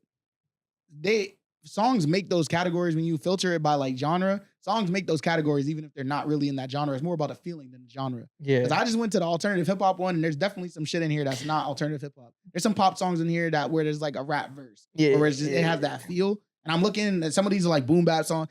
I've been using this. It's Instead of using that, what I like to do too is I'll search in the search bar. Like if I'm about to go to the gym, I could type in weightlift. And it has a weightlifting mix made for Yeah. you. Or like, bro, you can type in anything. You can have a hiking mix and it'll say made for you. And then all of a sudden you be here listening, ain't no mountain high enough. Yo, so that's what you've been doing when recently. you're on the hiking. No, that hasn't. What I've been doing lately is going back to listening to albums that I haven't heard. Albums, okay. That I haven't Or heard. maybe in, like that you have light songs from. or I haven't heard in a minute, or I haven't heard at all. I be doing that. So one Good music. I did OJ and Kush. I mean Kush and OJ. Mhm. Oh, what is? Yeah. Yeah, that was a good thing to like really get back into the time machine and like Old as shit. it was older shit. It was Uh, yo, no bullshit. That it wasn't his day. It wasn't an album, but and it was like also his like ninth mixtape. But still, for someone who was unsigned and that's the quality of music, oh, it's not. huh? Well, it's not. It's What do you mean? remastered. The remastered version. That's on streaming platforms for a lot of those projects. Still though, It's the even same like, thing with acid rap. I was listening to. I was like, this shit's crazy. I was like, wait a minute. but I even went to go listen to the one that I had downloaded. And I was like, oh, but even the beats It's though, all- like you know what My I mean? man, my They're man. like or skits or whatever the case is. Like I be thinking like, damn, yo, structured. these niggas was putting mad like even without all the resources they had, right? But a second thing too that I've done recently that I've really enjoyed is I found DJs on YouTube and they'll like have, you know, the tabletop set up and they'll just do a mix. Mhm. And I'll go listen to a mix for an hour and a half of all my favorite like R&B joints, or there'll be some that I'm like, oh shit, I haven't heard that in a minute. Or it's like, oh, I'm not even hip. But the way you mixed it, it's like dope. And the cool thing about a DJ mix, you don't got to stay on a song too long. Stay on a part that like, you feel me? Hook, verse, hook. All right, switch it over to the next song. And it like, I remember when I was getting in the flow with just like editing or just working or if I'm driving, and it's a nice change up. You gotta find a good DJ though to do I hear that. I do have an album that I didn't like that I actually really enjoy. What's that? Pretty Panic at the Disco. When that album came out, I almost stopped being a fan of them. They dropped the exclamation mark from their name. It didn't sound anything like Fever, which is one of my favorite albums all time. Mhm. And I was like, what the fuck is wrong with these niggas? It's the drugs. These niggas they're done. And then their next album, Vice and the Virtues, like they not even all the members were on the album. You feel me? Yeah. And so I was like, yeah, no, this album ruined this band for me. Mhm. But then I remember very vividly, like when I was sophomore in college, I was like, you know what? Throw this on. Listen to it, and I was like, That's interesting. I don't know anything about it, but I'm I gonna was like, tap damn, in. that's good music. Going through my discography tweaking, right but now, this shit's I alright. might put CLB in there as well. That initially at the time I was Yeah, like, I'm not really feeling this shit. Going back, it's like, Mad yo, drunk. this shit's actually What is pretty CLB? solid. Mad Certified drunk. Lover Boy. Certified pedophile. He got you. That was good. That was Yeah, good. me, he got Drake, nigga. That was good. That was good. That was good. You walk into that one, nigga. I An don't know. album that I don't like, that I initially thought I liked, Call Me If You Get Lost. I don't like that All album. right, so like you with that. me? You with me? I don't really like it that album either. like I don't that. like it either. I don't like No, it Call Tyler Me either. If You Get Creator. Lost is fire. Because you don't listen to Tyler like that. Yeah, I don't like that album. Yeah, Compared well, to his other I like projects, it's like, hip-hop, nigga. I don't need it. He's just rapping. I It's don't not need even that like one. it's not even like you say anything crazy either. Like I ain't that's the talking thing. shit. I like it. The most recent joint, I like this one. Even that But one, even I'm that not one, on it like that. Feel me? It's like it's smooth. I like Call Me If You Get Lost more than Chromacopia. I ain't rock with the Chromacopia, I'm not a fan of. I didn't rock with I'm it. not a fan of I it. thought at it all. was cool, but I ain't rock with it. I ain't rock with Call Me If You Get Lost. I like that. I like the rollout more than I like the actual album. Valid. Yeah. That's valid. What was the? I mean, Cherry Bomb had its 10th anniversary. I still don't like it though. I could It see just doesn't that. sound good to me, bro. I I don't could know. see that. I could see Musically, that. that's not what I mean. Musically, it's fine. The mix is just not that good. And someone said earlier, they were saying it was on Instagram. It was like a post about the 10-year anniversary, and Tyler's like comments basically being like, "Nigga, this is the best album. Like y'all niggas just don't get Yeah, nah, he it." just And I was like, gassing it. "Yeah, but your mixes never sounded that shitty again, though." Huh. And as much as I fuck with you, your mixes never sounded that bad again, though. So like, even though it was experimental, it's like I think it's a valid critique to say that I actually just don't like the way that this like sounds. Mhm. Like the way that the soundscape is being curated versus how you've done it on something like Igor, which is like a more advanced version of that album. If you're looking at it sonically, a lot of the same sounds, a lot of the same genre bending, but it sounds cleaner. That's valid. It's just it, and I think that's valid. Tyler wouldn't sure. know. He'd be like, nah, y'all niggas just don't. He'd be like, but come on, man. Like, I mean, come on. Going back to Brent, that nigga's so nice. Saunderson is so nice, bro. Like I just scrolled past it. I was like, God damn. Nah, Brent's nice, bro. But that's a conversation I'm also interested to see what people say I in the gotta come back comments. to that. I gotta come I back. want to see what people say in the It's hard comments. to know. Like I like these albums now, but who's Yeah. to say like what I felt like when I first heard it? You know? It doesn't count if the album gets like re-released or anything like that. Because I feel like most of the time that's like what switches on it. Because I think it was the same thing. I didn't really like Thing when it came out. What's that? What's the Kanye album? Yeezus? No, I still don't like Yeezus. Still don't, right? Yeah. I fuck with Yeezus. I feel you. What's the one that came out after I didn't like it Life of initially. Pablo. Life of Pablo? I didn't like Life of Pablo. Oh, that's an interesting one. But then I liked it, but only because it sounded better next time. On the other side of that, I didn't like Donda initially. Really? My opinions have changed. So you didn't like Donda, but you like it on now. the same page of Donda Yeah. being good. I thought it was okay. Life of Pablo, I thought got worse. As a Yeah, changed? Yeah. I remember when that album came out, I heard Ultralight Bro, like, Beam, and I was like, I love this Ultralight album. Beam And is then- amazing. And then it was ass And then from afterwards, you started saying dumb 30 shit. hours. Like, Weird, yeah. dumb you shit. got Yeah. 30 hours. I fuck with 30 Then you got like hours. freestyle. No friends. It got No weird. no parties in LA. No parties in LA. That's valid. My favorite song, my wife said, I don't say no to nobody. And at this rate, St. Pablo. St. Pablo. Yeah, The that song was for a on really it. good song. That's like the Whoever closer. goes I think wrong that's for that nigga should do it more. So Yeah, it's too late yeah, now. But Yeah, yeah. Yeah, But shit. I didn't like that album at first, but it got re-released, so that doesn't count. not re-released, but it was updated as like that, and I liked it more as it got more updated. But that doesn't count. What's the Childish Gambino project where it's blue on the cover? Awaken My Love. My favorite At album. the time, I felt like I liked it. It's been so long since I listened to it. I listened to don't it last know week. if I still fuck That's with my it. favorite album. I got to go back to it. I love it. I don't know if I actually fuck with it like that. See, Because I'll go back to if you watch Sinners, before the internet. I just want niggas to know Because of the internet, excuse me. that Sinners soundtrack, everything that shit don't exist, Ludwig. That shit don't exist if Awaken My Love never drops. That's all I'm saying. Because that was not true. Because he took all that. He took the inspiration from what's her the name? Funkadelics. Yeah, right. That's fine, but that's not what I'm saying. Ludwig is a white man from Sweden. No, bro, no. that part And of he's the like world. 40 years old. That from part of the Sweden. world, yeah. He was making For all he's soundtracks for accomplished? Community, for New Girl. That was not his bag, brother. But then Donald got him getting that bag. Yo, and the crazy part is they worked together to get in that bag. Mhm, Ryan mhm, worked together to get in that bag. All I'm saying is, black people in Sweden, we might go together a little bit. Can we have a surface level convo about The soundtrack Sinners? is fire. The sound. That's what I was gonna say. That makes the movie so a much lot of better. people don't be like leaving the theaters and be like, well, the score of that film was just so. Every Ludwig movie. That was one of them where it's like, yo, like Every Ludwig everybody's show, walking out. It's every noticeable. Ludwig He was in the cellar? movie, he didn't. No, that's Hans Zimmer. Oh, okay. He's not there yet. He's not Okay, there yet.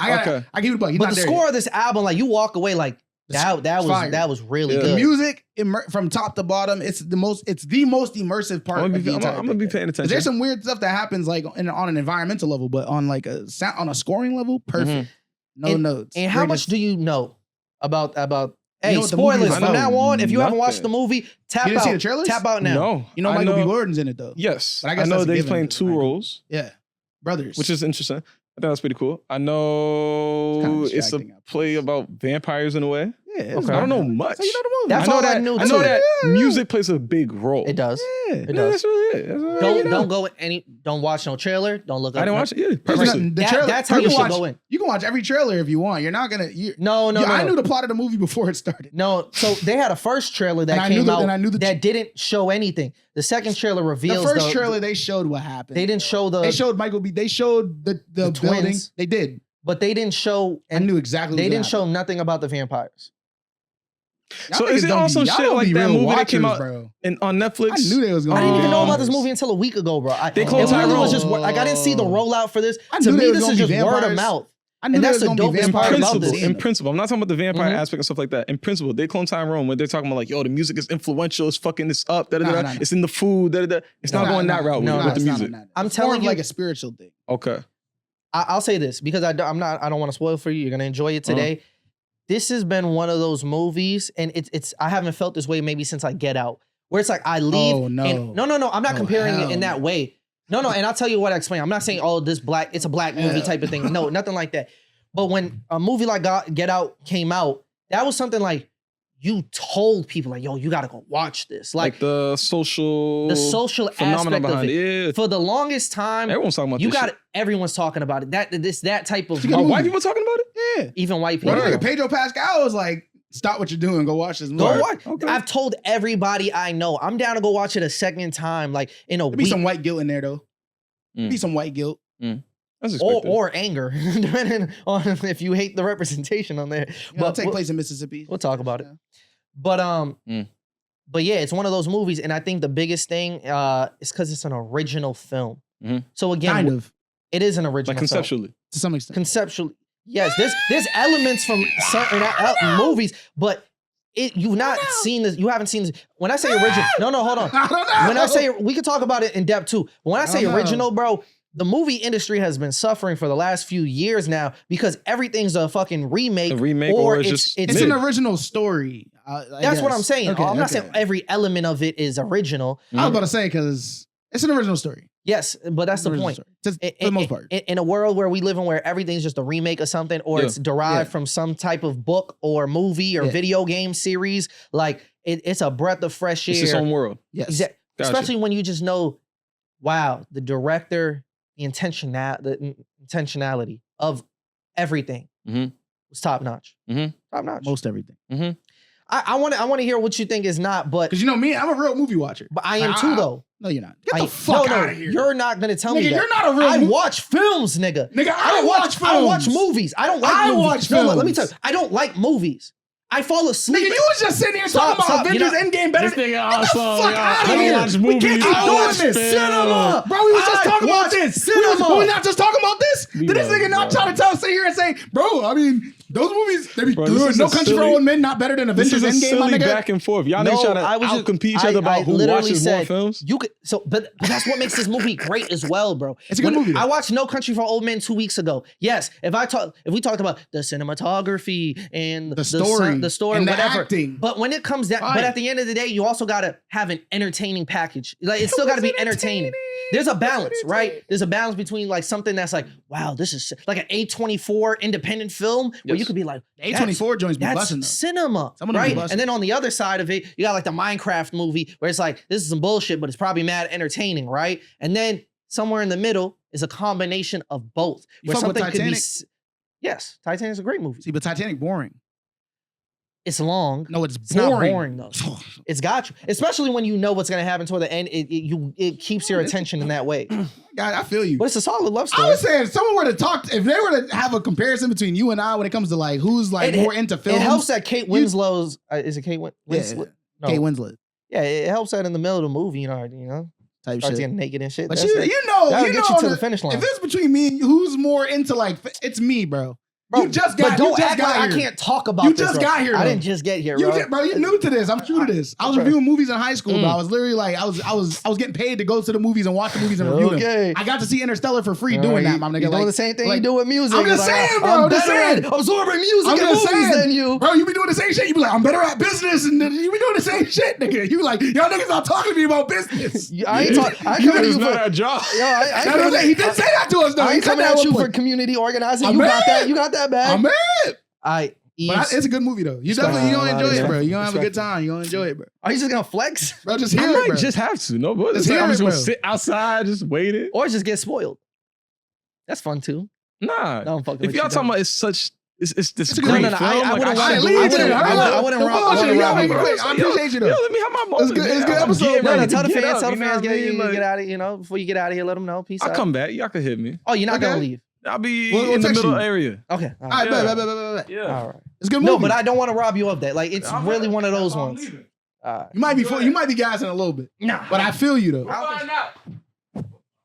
I don't think so. You might be gassing a little bit. Like I said, I had no expectations. I walked into this not knowing any. I knew the vampire aspect and I knew the twins. That was about Okay. it, right? But from the start, it has my attention, and I think what I can appreciate is like this. I love any movie where I can walk away from it, and now I want to like look up all the like different. I have my own interpretations, but I want to know all the other interpretations, the Sure. symbolism, the motifs, and There's a all lot. that. There- Definitely a lot of symbolism in the film. You feel me? From For sure. everything from music, and you can even like you can even like center your focus in on like the guitar element of it, Mhm. right? But then you can also start thinking about on an overarching level some of the things that might have to do with the ways that vampires can exist in like our society, as far as just the way that certain pieces and certain aspects of like culture, certain aspects of talent levels, and certain cultures get stripped away from them or get commodified in different ways. It's a lot. It's interesting. What I appreciated the most though was that this movie is genre bending.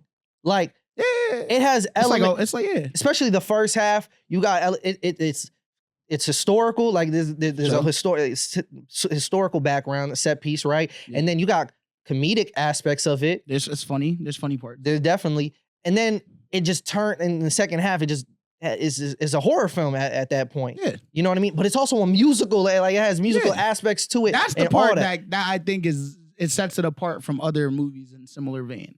Because if you're really looking at it, this is from Dusk Till Dawn.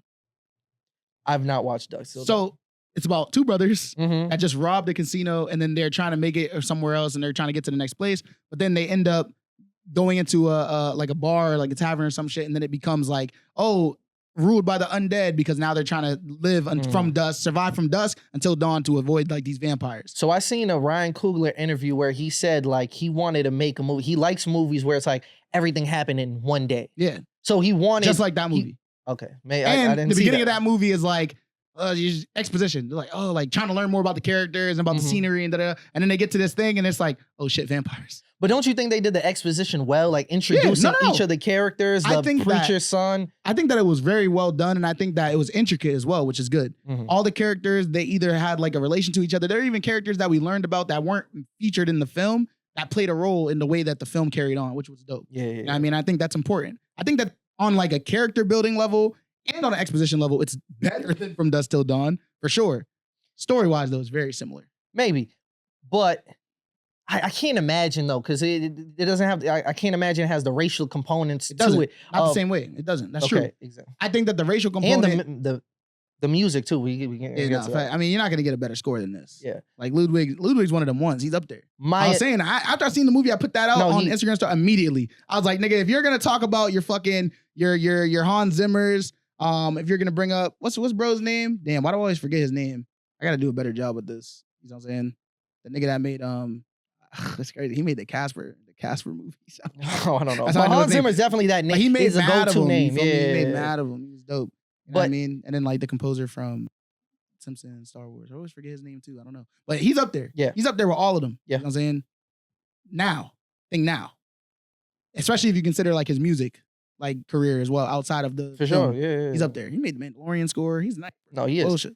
And one thing, my initial thing when I was watching is like, all right, we got Michael B. Jordan playing why can't we just call him Michael Jordan? You feel me? Why can't? That's crazy. But we got Michael B playing twins. The first thing I'm gonna notice is like, all right, how is he gonna do with separating their little quirks? You know what I mean? Like there's a scene, like in one of the opening scenes, he's smoking a cigar, or he's probably smoking weed, I think, with his brother.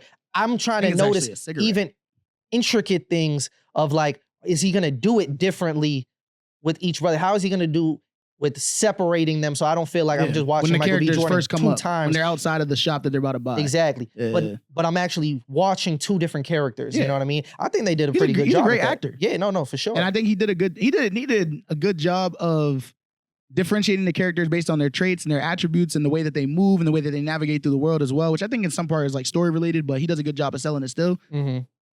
Still the same nigga playing two characters though. Smoke and Sack, you think they're very much the same character? No. It's just very distracting when they're on screen together or when they're interacting. That scene at the end where they're fighting, that shit was bad. What makes you think that? You think there should have been like some visual difference? No, it's distracting because you can't, when they're fighting each other, you can't have them both on the screen at the same time. Well, that's for too long. Well, that's why you had one of them wearing red and one wearing for sure, so that when blue, when they're engaging, you can see like it's a stunt double or whatever. But I think they tried as much as they could to not have that be the case.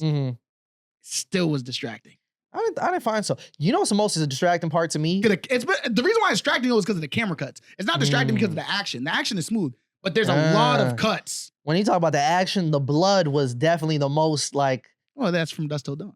That's the inspiration. No, the blood was Robert Rodriguez. Bad, bro. It was Robert Rodriguez and Quentin Tarantino that I'm assuming that the inspiration is from. It's gory. It's supposed to be like that. It's supposed to. Like Grindhouse. It just didn't look real. It looked like liquidy and like. Yeah, that's how I'll be looking at all the Quentin Tarantino films. It'd be blood. Have you seen Kill Bill? Do you think that's intentional? I thought it was intentional. Because it kind of took me out of the moment a little bit to be like, all right.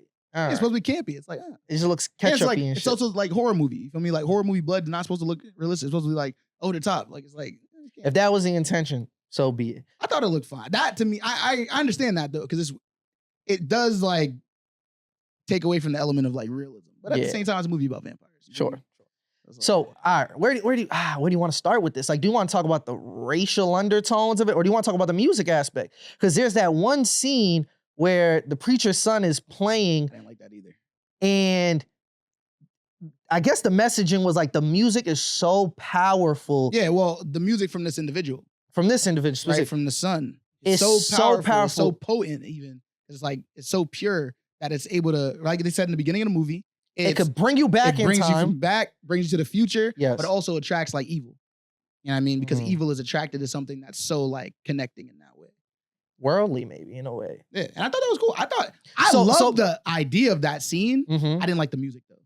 I didn't like that. It started sounding a little jumbled. It was like, what the fuck am I listening to? because you had the girls twerking and stuff. But okay, no, the thing, I think how they did it was perfect because I was afraid. Because again, I don't know what's gonna happen next. Yeah, I was afraid these people are gonna stay in the movie. Oh, I'm like, no. that would have ruined it for me. Yeah, that would have been absolutely because you got the black guy comes with the electric guitar and shit like that. That was cool. And then you got, you know, the modern day girls twerking and shit. And then you got dudes looking like Run DMC. They was rapping, they was breakdancing and beatboxing. And as long as they kept it contained, I don't think it doesn't make me feel like this is supposed to be real. It's just supposed to be a feeling. This is how it made you feel. It's like when you listen to music, it can transport you exactly to where you were when you first listened to it. Yeah. Now the future aspect of it, that's a little interesting. I don't know. I think it's the spiritual element of it, right? Is that like, you are someone's ancestor, even though it hasn't happened yet. You know what I'm saying? And I think that's like the point of it, is that like there's a connectivity between like the lineage of individuals. And there's also a connectivity between the lineage of the music that we listen to. To recognize that the music that you're making right now, someone is listening to, it's going to influence someone in the future. And it's also influenced from someone from the past. You know what I'm saying? That's beautiful. It's the blues, right? Like the blues influence rock and roll. And you got a black, like, you know what I mean? But it's also inspired by like a lot of the Negro spirituals and kind of like translating that into like modern, what there was modern day kind of like spirituals. So I thought that was an amazing scene. You see the barn like catching on fire. And that shit was tough. Yeah. Music, it sounded a little jumbled though to me at the end. Well, because now you got to combine all the different eras and stuff like that. But that's what it was great. Ultimately attracts these vampires. Facts. That's what attracts them to it. And earlier, you know, Remick, he comes through. He like comes out of nowhere. Yo, what'd you think about the indigenous people coming to the white folks? I thought it was useless. You think so? I thought it served no. I think the only purpose that I could justify it serving is that as much as racism is going to be like the hill that they're willing to die on, they will die on it. It will also be their undoing. That's the only justification that I found for it. I know it takes place in Mississippi.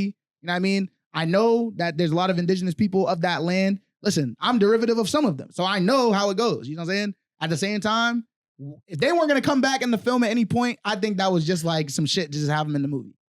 I'd like to think that each race that was featured in the movie was some level of social commentary of how so? That race's participation or role in the dynamics, right? Okay, but how so with the indigenous people, it's like they show up, they're there, they're here, like they're aware of the vampires, and they come into these people's house like, hey, have you seen any vampires? They see it go dark, they're like, let's get out of here. You know what I mean? Maybe the idea is like, we'll help, but we're not gonna do it at the expense of us, maybe, or maybe. Because maybe that actually that's a reach, low key. Maybe that's a reach. Okay, what about the fact that indigenous people very sparse population for sure right now? That's kind of the point. They're not here to help us right now because like whatever happens to them happens to them. I guess, but that I don't think that applies here though. Because they showed up too deep into it. I was actually talking to Jasmine about this a little bit. We were going back and forth about it because she thought it was dope, and I was just like, I don't think that it's bad. I just also don't think that it. I just think it's mad funny that they were like, yeah, and then the sun's going down, we're out of here. And then they just never came back. I just don't think that you needed that, especially because when what's his name? Remick, yeah. When he comes, you know he's a vampire. He asks for permission before he comes inside the house. He's also on fire in the sun. We know that he's a vampire when we see him for the first time. Speaking of which, I love that. I thought that was gonna be mad fucking corny that you're gonna use the like stereotypical vampire shit. But I love that they follow the rules of the vampire lore versus like what Twilight has done with vampires, making them shine in the light and shit. And I like the traditional lore. I think the traditional lore is like the best because there's weaknesses and there's also limitations. Yeah, there's I think rules, that's how it should be when you're working with spirits. I think that's how it needs to be. Because like they're not indomitable forces. You can stop them with the possessions and the powers of the world still. But you gotta follow the rules, and you also have to understand how the rules work. And that's where a lot of people get tripped Which makes it insane that like we even got into the situation, because as long as y'all just like chilled in the barn the whole fucking time, y'all would have been cool. That I didn't like either. Why is that? That's not how vampires act. I hate when like the vampires aren't aggressive. I seen this nigga kill 2 people in cold blood earlier, and also shout out to But they want to be Kirk. convincing though. They want to lure you into this. I get it, but that's not the only way vampires operate though. Some like a lot of times vampires, they're trying to convince you because they're devil spawns, you feel me, that are like here. The whole purpose of them is that they're the most cunning of all the spirits, because they take over your loved ones and they convince you that they're still them when they're not anymore. They're just not. Right, quote unquote, because I guess this movie kind of like takes a spin on that. why didn't they just burn the barn down? The vampires? Yeah. I just didn't get it. They're just waiting for them to come outside. They're singing a song. They got a whole song and dance where they're just like, what the fuck? What the fuck? What are they doing? But worst vampires ever. Bro. What the fuck? Maybe if you look at it logically like that, but I think there's a commentary that Coogler is trying to make as well, that like, in a way, like by the end of the movie, when all your loved ones have been turned into vampires, it kind of seems like a good deal. Yeah, it does. This doesn't seem like a straight, like, this is clearly the better option to like fight the vampires. There's an allure to like wanting to join them, and they seem like they're happy. They seem like they're on the same page. There's the allure of like living on forever. Yeah. What did you take away from that as like the actual real life meaning of what being a vampire looks like? Well, what does adopting somebody else's culture? You could think about it from like a business perspective when it comes to music and the music industry, right? Is that a lot of times like what we hold sacred as far as our culture, we talked about last week too with like hip hop specifically, right? Is like it gets commodified because we let other audiences in because we're attracted to like the offers that they can give us. We're attracted to the money, we're attracted to the fame, the celebrity, without realizing that what we're doing is watering down pieces of our culture or even gifting it to someone else for them to take advantage of. And they will take advantage of it, right? In the movie, we saw it even with Smoke and Stack, right? Like there was a point where like Stack is like coming in and being like, he's already in there and he's like, yo, I'm inside of here. Like I'm already in, but they have to get him out because he's a vampire. He doesn't even want to remove him. She literally tells him his girl, right? Smoke's girl tells him, you got to get his body outside. He's like, nah, this is my brother. He's holding him. Yeah. He doesn't want to let it go. You feel me? It's almost like he's so attached to like what it was that he doesn't want to let it go because of what it will become. You know what I mean? He's like, even though he's willing to accept those consequences, she's telling him like, this is what it is. And he's like, and you know, put all of us in danger. You feel me? Yeah. And he just can't do it. I think that's a message in and of itself. Again, thinking about the way that we commodify, the way that we have been commodified and the culture has been commodified to the point where it's like, we're still holding on to it still, rather than creating something new or rather than like moving on to the next thing and being like, you know what? You got us. It's over for that. Let's hold on to it still because we care. We care about where it came from. We care about the history of it. It's like, we don't exist without that thing we feel like. Clearly that's not true. And there was something interesting to the fact that like they did this like this Irish jig dance, right? Once they all were vampires, or most of the people from the party were vampires, they just started dancing. Facts. But there was a big difference in the way that dance and the music was played out versus what we were referencing earlier with what was I keep on the Preacher's Son. It wasn't generational. Sammy, exactly. So there was a big difference, right? With Sammy, it's feel good. Everybody's enjoying themselves. Again, the music is so powerful that it's breaking barriers of generations, right? Yeah. But with Remix, they're all circling around him. Yeah. So he's still like the centerpiece of all of this. They look happy, but they're really just assimilating to his culture. Exactly. You know what I mean? Yeah. So even though it's supposed to be like if you become a vampire, you're still supposed to still maintain who you are, but it seems like you're still under the control of the person who bit you. Right. And I think that Smoke asked that question, like maybe if we kill him, will that make a difference? They're like, nah, that's not how it works. It's like, yeah, that'll like make a difference, right? Like they'll have like a little more control, like because they don't have like someone to obey, but they're still vampires. You feel me? They're still not that person that you once knew.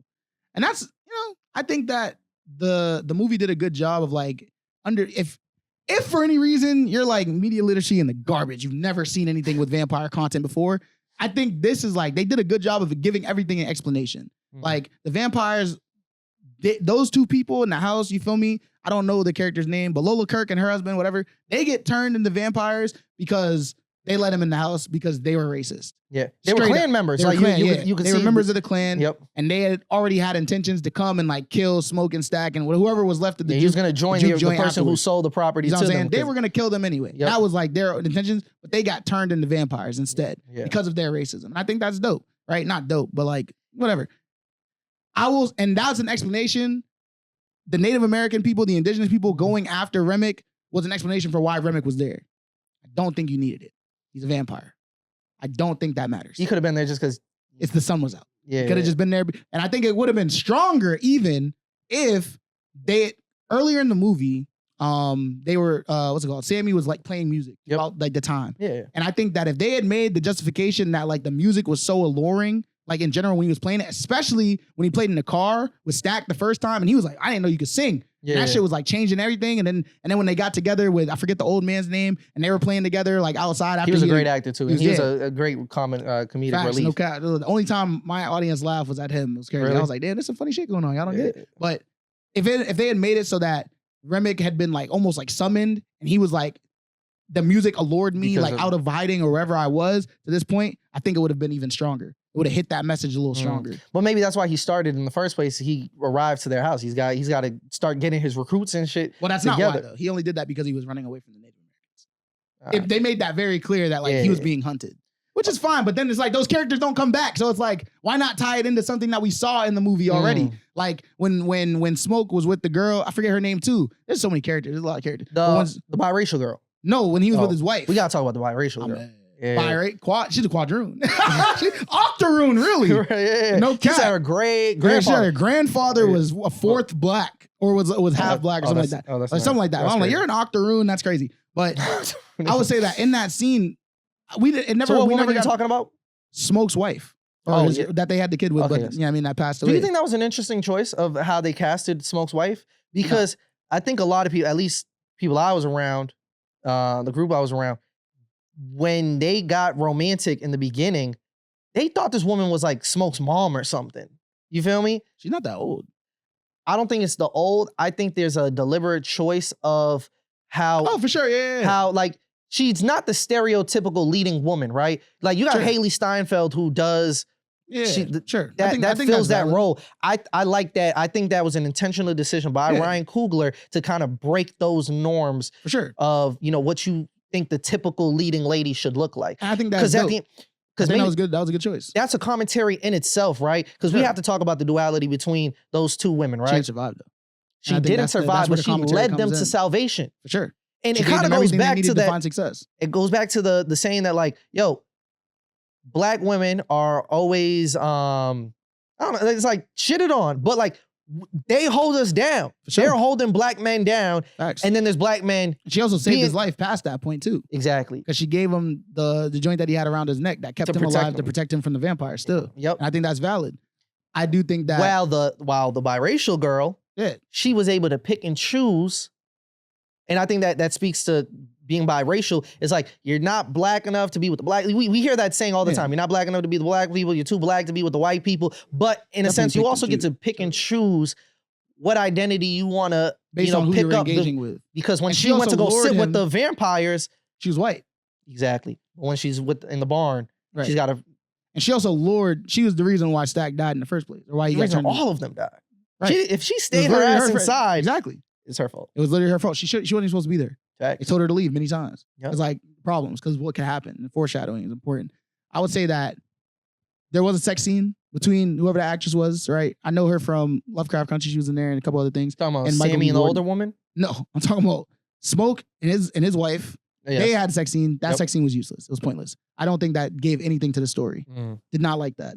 The scene was cool. It just didn't add to the story. Okay. It was a waste of time. Low key. Like, and it's unfortunate because in that, I'm thinking that what they're doing, not what they're doing, but what she was doing was gonna summon the vampires. I was waiting because I know what the movie's about. I'm different in that way because I knew it was a vampire movie and I saw the barn. I was like, oh, it's From Dusk Till Dawn. I've seen this script before. Yeah. I don't know exactly how it's gonna play out, but I know the plot. Vampires are gonna find a way, and they're gonna have to defend this place from the vampires until the sun comes up. I know that. So I'm just waiting to see why the vampires show up. Yeah. What brings them out? What is it that they're already taking over this town? What is it? You feel me? I don't know. And I thought that she was burning something. She had something that was like, she like was setting it up. Well, and she was, for like a living, it seems like she's like a doctor in a sense, like herbalist, I'll say. You know what I mean? Yes. Spiritual herbalist. Yes. But she lit something on fire and they didn't check on it. And I thought that was going to be something. But it didn't. It was nothing. It was just like, oh, like, off screen, like she'll put it in the bag and then he'll put it back on his neck. Yeah. I'm like, it's moments like that I just wish that it like played a bigger role in the overall story because it's like, it would have been so like pointed. Like that's something for the people that be like observing the details. Not the Asian people. That's where I wanted to get to. So we talked about the biracial, we talked about the Black woman, we talked, and I think we should also talk about the white people in terms, because I was thinking to myself, like, damn, if you're a white person in the theater right now, you must feel mad uncomfortable. It like I'm mad. there's systematic value in being a white person in society because of just the systematic advantages granted to you when you have upper level people who look like you and they go, act in the best interest of people that look like them. That's just natural in all groups of people. Just so happens that they enslaved people to get there to that point in the first place. And yes, exactly. And then they bring down other groups of people at a disproportionate rate. Okay, for sure. Boom. All right. But is it fair to say there's a separation between the Klansmen? And you have to have Klansmen in that movie. If it's going to be historically accurate, you're in Mississippi during the Jim Crow era. You got to have those. But it seems like they're making a difference that like, there's a difference between the Klansmen and then the white devils of the vampires, right? For sure. I don't think they're trying to make the association that like white people are the devil. I don't think the vampires necessarily represented I think that white people all the way. Right? I think that there's an emphasis on the differences between them. I think that it was intentional that the vampires, even like the first three, were white. The first ones were. The first ones were white. Being vampires is not racial exclusive. Right. But started from somewhere. There was an origin. They were white. And I think that because we saw that there was like the Klan, I think that there's a difference between like things that are like of this world and things that are not. You feel me? And I think that like the way I was looking at it was that there's like intentions, you feel me, that are more like overt that you can predict, you feel me? But there's a lot more sneaky things as well. And I think that with the way that we've seen like different industries move and the way that we've seen different, like I guess you can call them things that are behind the veil. You feel me? Not like the directors of the movie, but the executives. You know what I'm saying? Not like the record producer, but the record label. You know what I mean? Like there's a difference between those two. I would look at the Klan as like the director. It's like I'm not casting black people, or I'm going to cast you in a role that's not going to like serve you or extend your career or whatever. I'm not going to offer you the job, whatever. But then behind the scenes, like there's a push for that. You know what I'm saying? There's a reason why that's even come to be, and there's a reason why it's enabled. Where it's like, we want you to be a part of our team. We want you to be involved. But we're going to make sure that you're intentionally held down at the same time. You're going to follow our rules. Same thing we were talking about with Shadeur. Yeah. Where it's like there's like the GMs and the coaches, right? But then there's the owner. And the owners are like, they're about their money, they're whatever. There's still, but both of them are bad. Yeah. There's conflicts that happen with both, and it's going to prevent, it's only to the negative or to the detriment of us. You know what I'm saying? So. And this just came out, I'd have to flush this interpretation out a little bit more, and maybe I could do that with you, that before they recognized, or before Smoke's, wife or partner, love interest, before they recognized they were vampires, they initially called them something else, like hates. They called them hates, right? Or they're and a vampire is just a different variant of a hate, right? But you're still a hate if you're a vampire. Is that some type of like passing on hatefulness that like the white people started off? If they're a hate, right? If they're, I don't think that she was saying hate. I thought she was saying haint. Haint? Yeah. Oh, that'd be different. Because my interpretation was kind of be like, okay, the white people's hatred toward the black people trying to ruin their party led to black people hating themselves and other people of their own community. Plays a role for sure. Is that like is there something there? I think all of it is like related in some ways. Because think about it in the context of the film, even with the way that the vampires like existed. It had to be a form of racism that got those first two white people even like to be turned into vampires. There was racism within white people, because he said the initial person who even transitioned Remick was like Catholic dude, or because Remick was just some Irish kid or whatever the case is, you know what I mean? And he had to be assimilated to somebody else's culture. That's how we picked up all the scriptures, and he recognized Sammy's prayer. Yeah, and I think that it also says something about like this concept of like freedom and like what it takes to be free. You know what I'm saying? And it's like, I think for Remick, like his point was that this is the only time that he's felt truly free. You feel me? Is when like he's had like these things stripped from him. He can no longer be in the sun. He like has to feed off of others to survive and da-da-da. But he feels like more alive now than he did when he was alive. Because of like the freedoms that come with it. And like some of the other people might say the same for some of the other folks who returned that day, right? Because I think like it's weird. I think the ending was like weird. I'll say. How so? First of all, I want to say shout out to Omar Miller. I love him. I love Omar Miller. This nigga's. He's a favorite of mine. But what was weird about the ending? Back to Sammy. He did. But this was later on. In the 90s, you could see Haley Steinfeld's character and Stack. Shout out Buddy Guy. No cap. I love that. Love Buddy Guy. Super influential. Great musician. Yeah. Facts fire. But it was just very interesting. Should have killed him. Well, Vampires.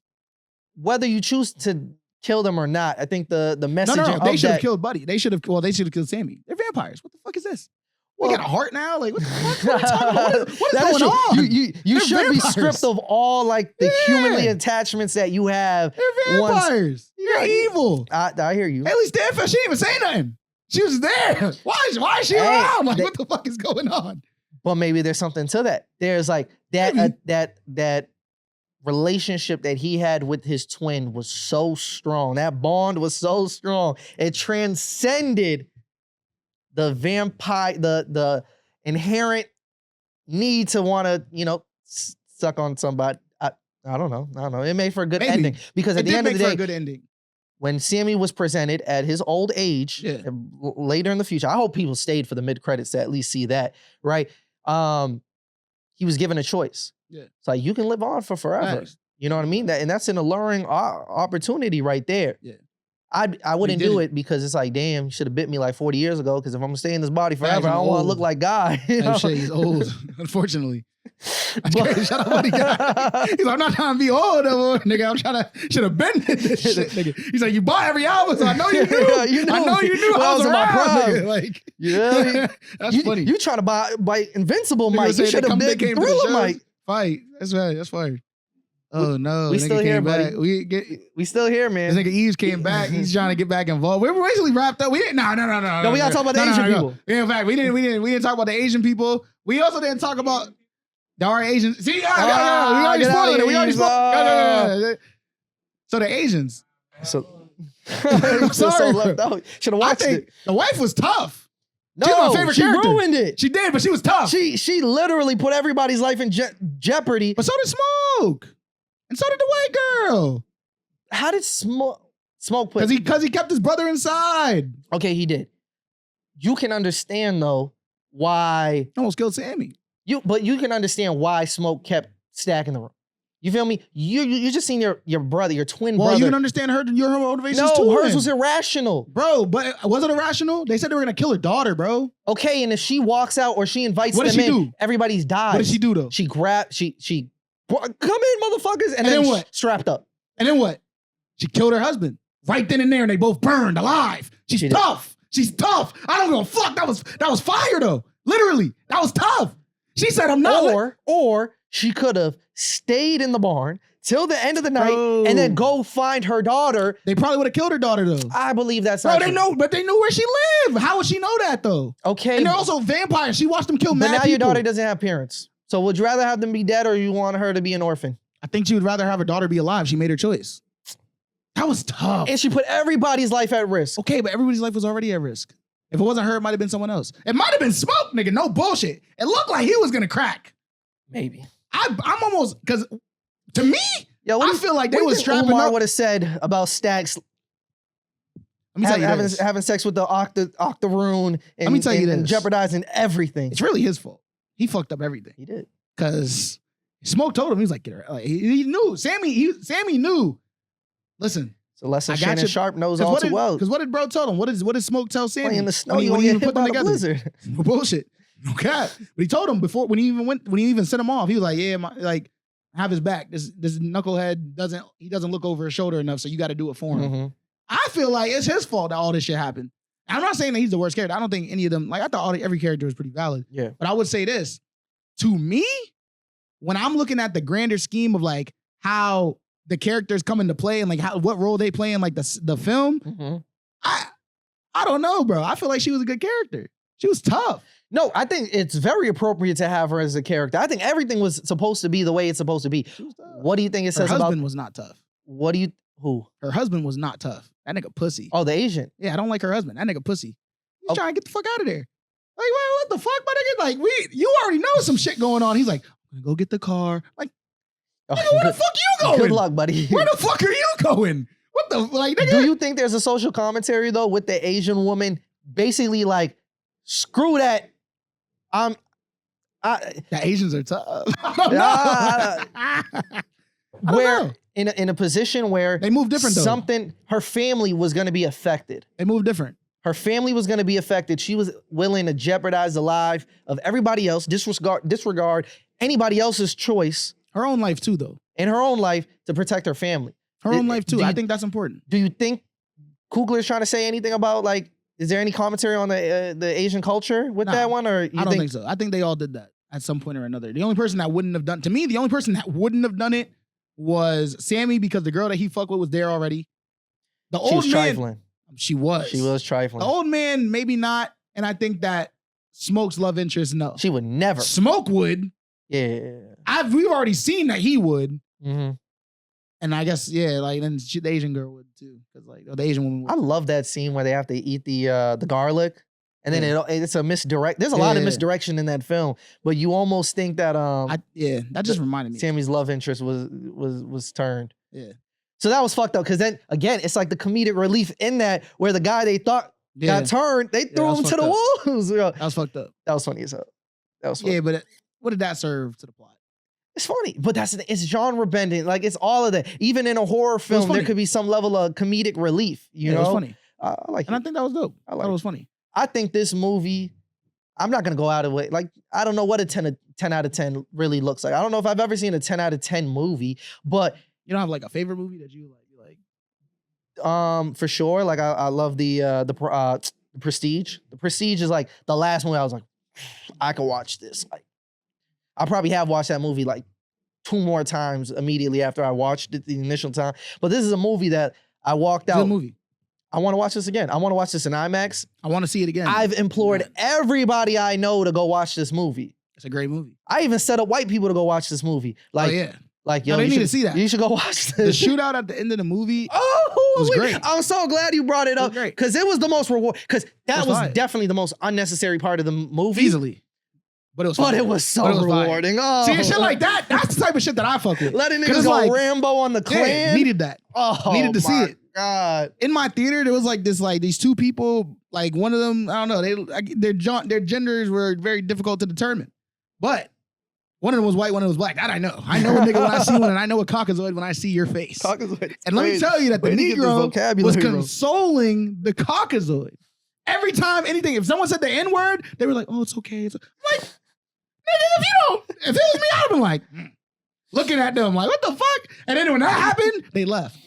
Yo, I'm like, you had to leave the theater because you see people that look like you getting lit up. Nigga, how the fuck you think I feel every day, nigga? I'm not gonna lie. The fuck? I'm not gonna lie. I'd feel uncomfortable too, but good. Good. Sometimes you gotta feel uncomfortable. This is reality. This is historical. We're not gonna forget about shit like this. It's not reality.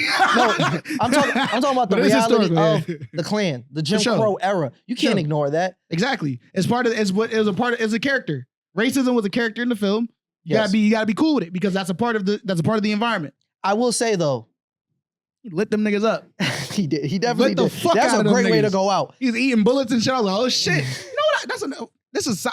That nigga did not reload that revolver one time. Oh no, that wasn't realistic. Bullshit. I thought he was gonna stay in the bar and just use his automatic weapon. He was going out there. That's not in the open. I'm talking about throughout the film. He had 2 pistols on him. He did not reload them, and he kept shooting them the whole movie. We never see him reload it. That was crazy. You really caught that. I didn't like that because I was wondering because when he shot homegirl off a stack, I'm thinking, okay, he gonna reload at some point because this is not the end of the movie. He did not he kept shooting throughout the rest of that film. He got infinite ammo. No bullshit. He got a ammo glitch. Yeah. It's tough. But when he was shooting up them crackers, let me tell you something. I was geeked. I was on the edge of my seat. I was like, oh shit. And although it was unnecessary, it did tie back to the original, where the guy who sold them the land in the first place. They knew they were coming back. Because they buried the guns and they knew they had a plan. I love that. I thought it was fire. It was amazing. I will say though, great. That was the best part of the movie. There's a privilege. There's white privilege, right? For sure. There's black privilege, and maybe you don't value black privilege as much as you would white privilege. What do you mean by that? But there's a black privilege in the fact that like black people can shit all over white people, and like it's cinema. That's just the byproduct of white privilege. Let me tell you, man. If you went into a movie theater and the end of the movie was a white guy obliterating a whole army of black men, you'd be like, this is the most racist shit in the fucking world. You see, that's really why they took Jonathan Majors out that position. Because that's all that was going to happen if he was still Kang the Conqueror. It was going to be mad Kangs getting lit up by mad white Avengers. On God, T'Challa's gone. You know, Bro, it's Captain America about it. Like, what are you talking about? You know, it was gonna be all of them. It was gonna be Thor, lighting up, mannequins. All that's why they changed it. See, you shed the light on the great point. But there's not validity to that. You Bro, know but the damn thing well is- there's a double standard there, and I get it. They were trying to kill him first. That's tough. But he wrote it in the script. Like you feel Nah, me? that's not privilege, bro. It's a shame that he had to even write that. You know what I'm saying? Feel me? It's a shame that we had to watch such a glorious effect. This is tough. Hey, He lit them niggas up. I will say, He lit them crackers up. I can like, understand being 4th of July. uncomfortable. You I have to can't. be uncomfortable. You have to. Were you But- uncomfortable? No, I was. I was uncomfortable. geeked. No, what the fuck? Bro, So, you know, cinema. I was lit. Cinema. I was like, nigga, film of the year. Oh, Stamp it. I hope there's another hour No to this, bullshit. bro. I I was like, really hey, didn't this- want this shit to I was like, end. nigga, if anything, this should have been happening. I love this. This was fire. But I think the learning lesson is like, it's not a black and white thing. It's a prejudice thing. not just it's a colonizer slavery thing or whatever. Because if Sure, I he's a colonizer, walked colonized it. in the movie where the Jewish guy was obliterating a bunch of Nazis, I'd be like, that's fucking dope. I would fuck with it. I probably wouldn't identify with the Jew, No, I would fuck with it. but I'd be like, yo, this is tough. They Get your hated get us. back. But them Nazis hated us too, nigga. I fuck with you.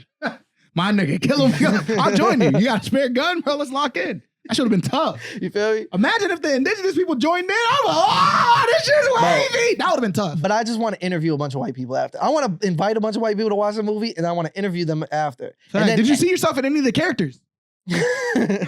and anytime they try to look away, they felt uncomfortable, they try to walk. I'm gonna be like that guy from like the fucking Bird Box. Like, yo, Facts. look. You can't watch miss it. this shit. You gotta lock them niggas up like fucking thing. What's it called? Clockwork Orange, nigga. Just have them hooked up to the chair with the fucking shit holding over their eyes. Oh, like, yeah. ah, Oh, yeah. like watching the whole shit on a loop though. They gotta see it on a loop. You know how they do that to I'm not gonna tie it into that, but you know, it's like, I'm not gay no more. It's going, Oh yeah, I'm not racist the no conversion more. therapy, nigga. Yeah, let's watch Sinners the last 20 minutes of that movie over and over again. So you understand, nigga. Racism be over No bullshit. next day. Yeah, or I mean, it might be heightened.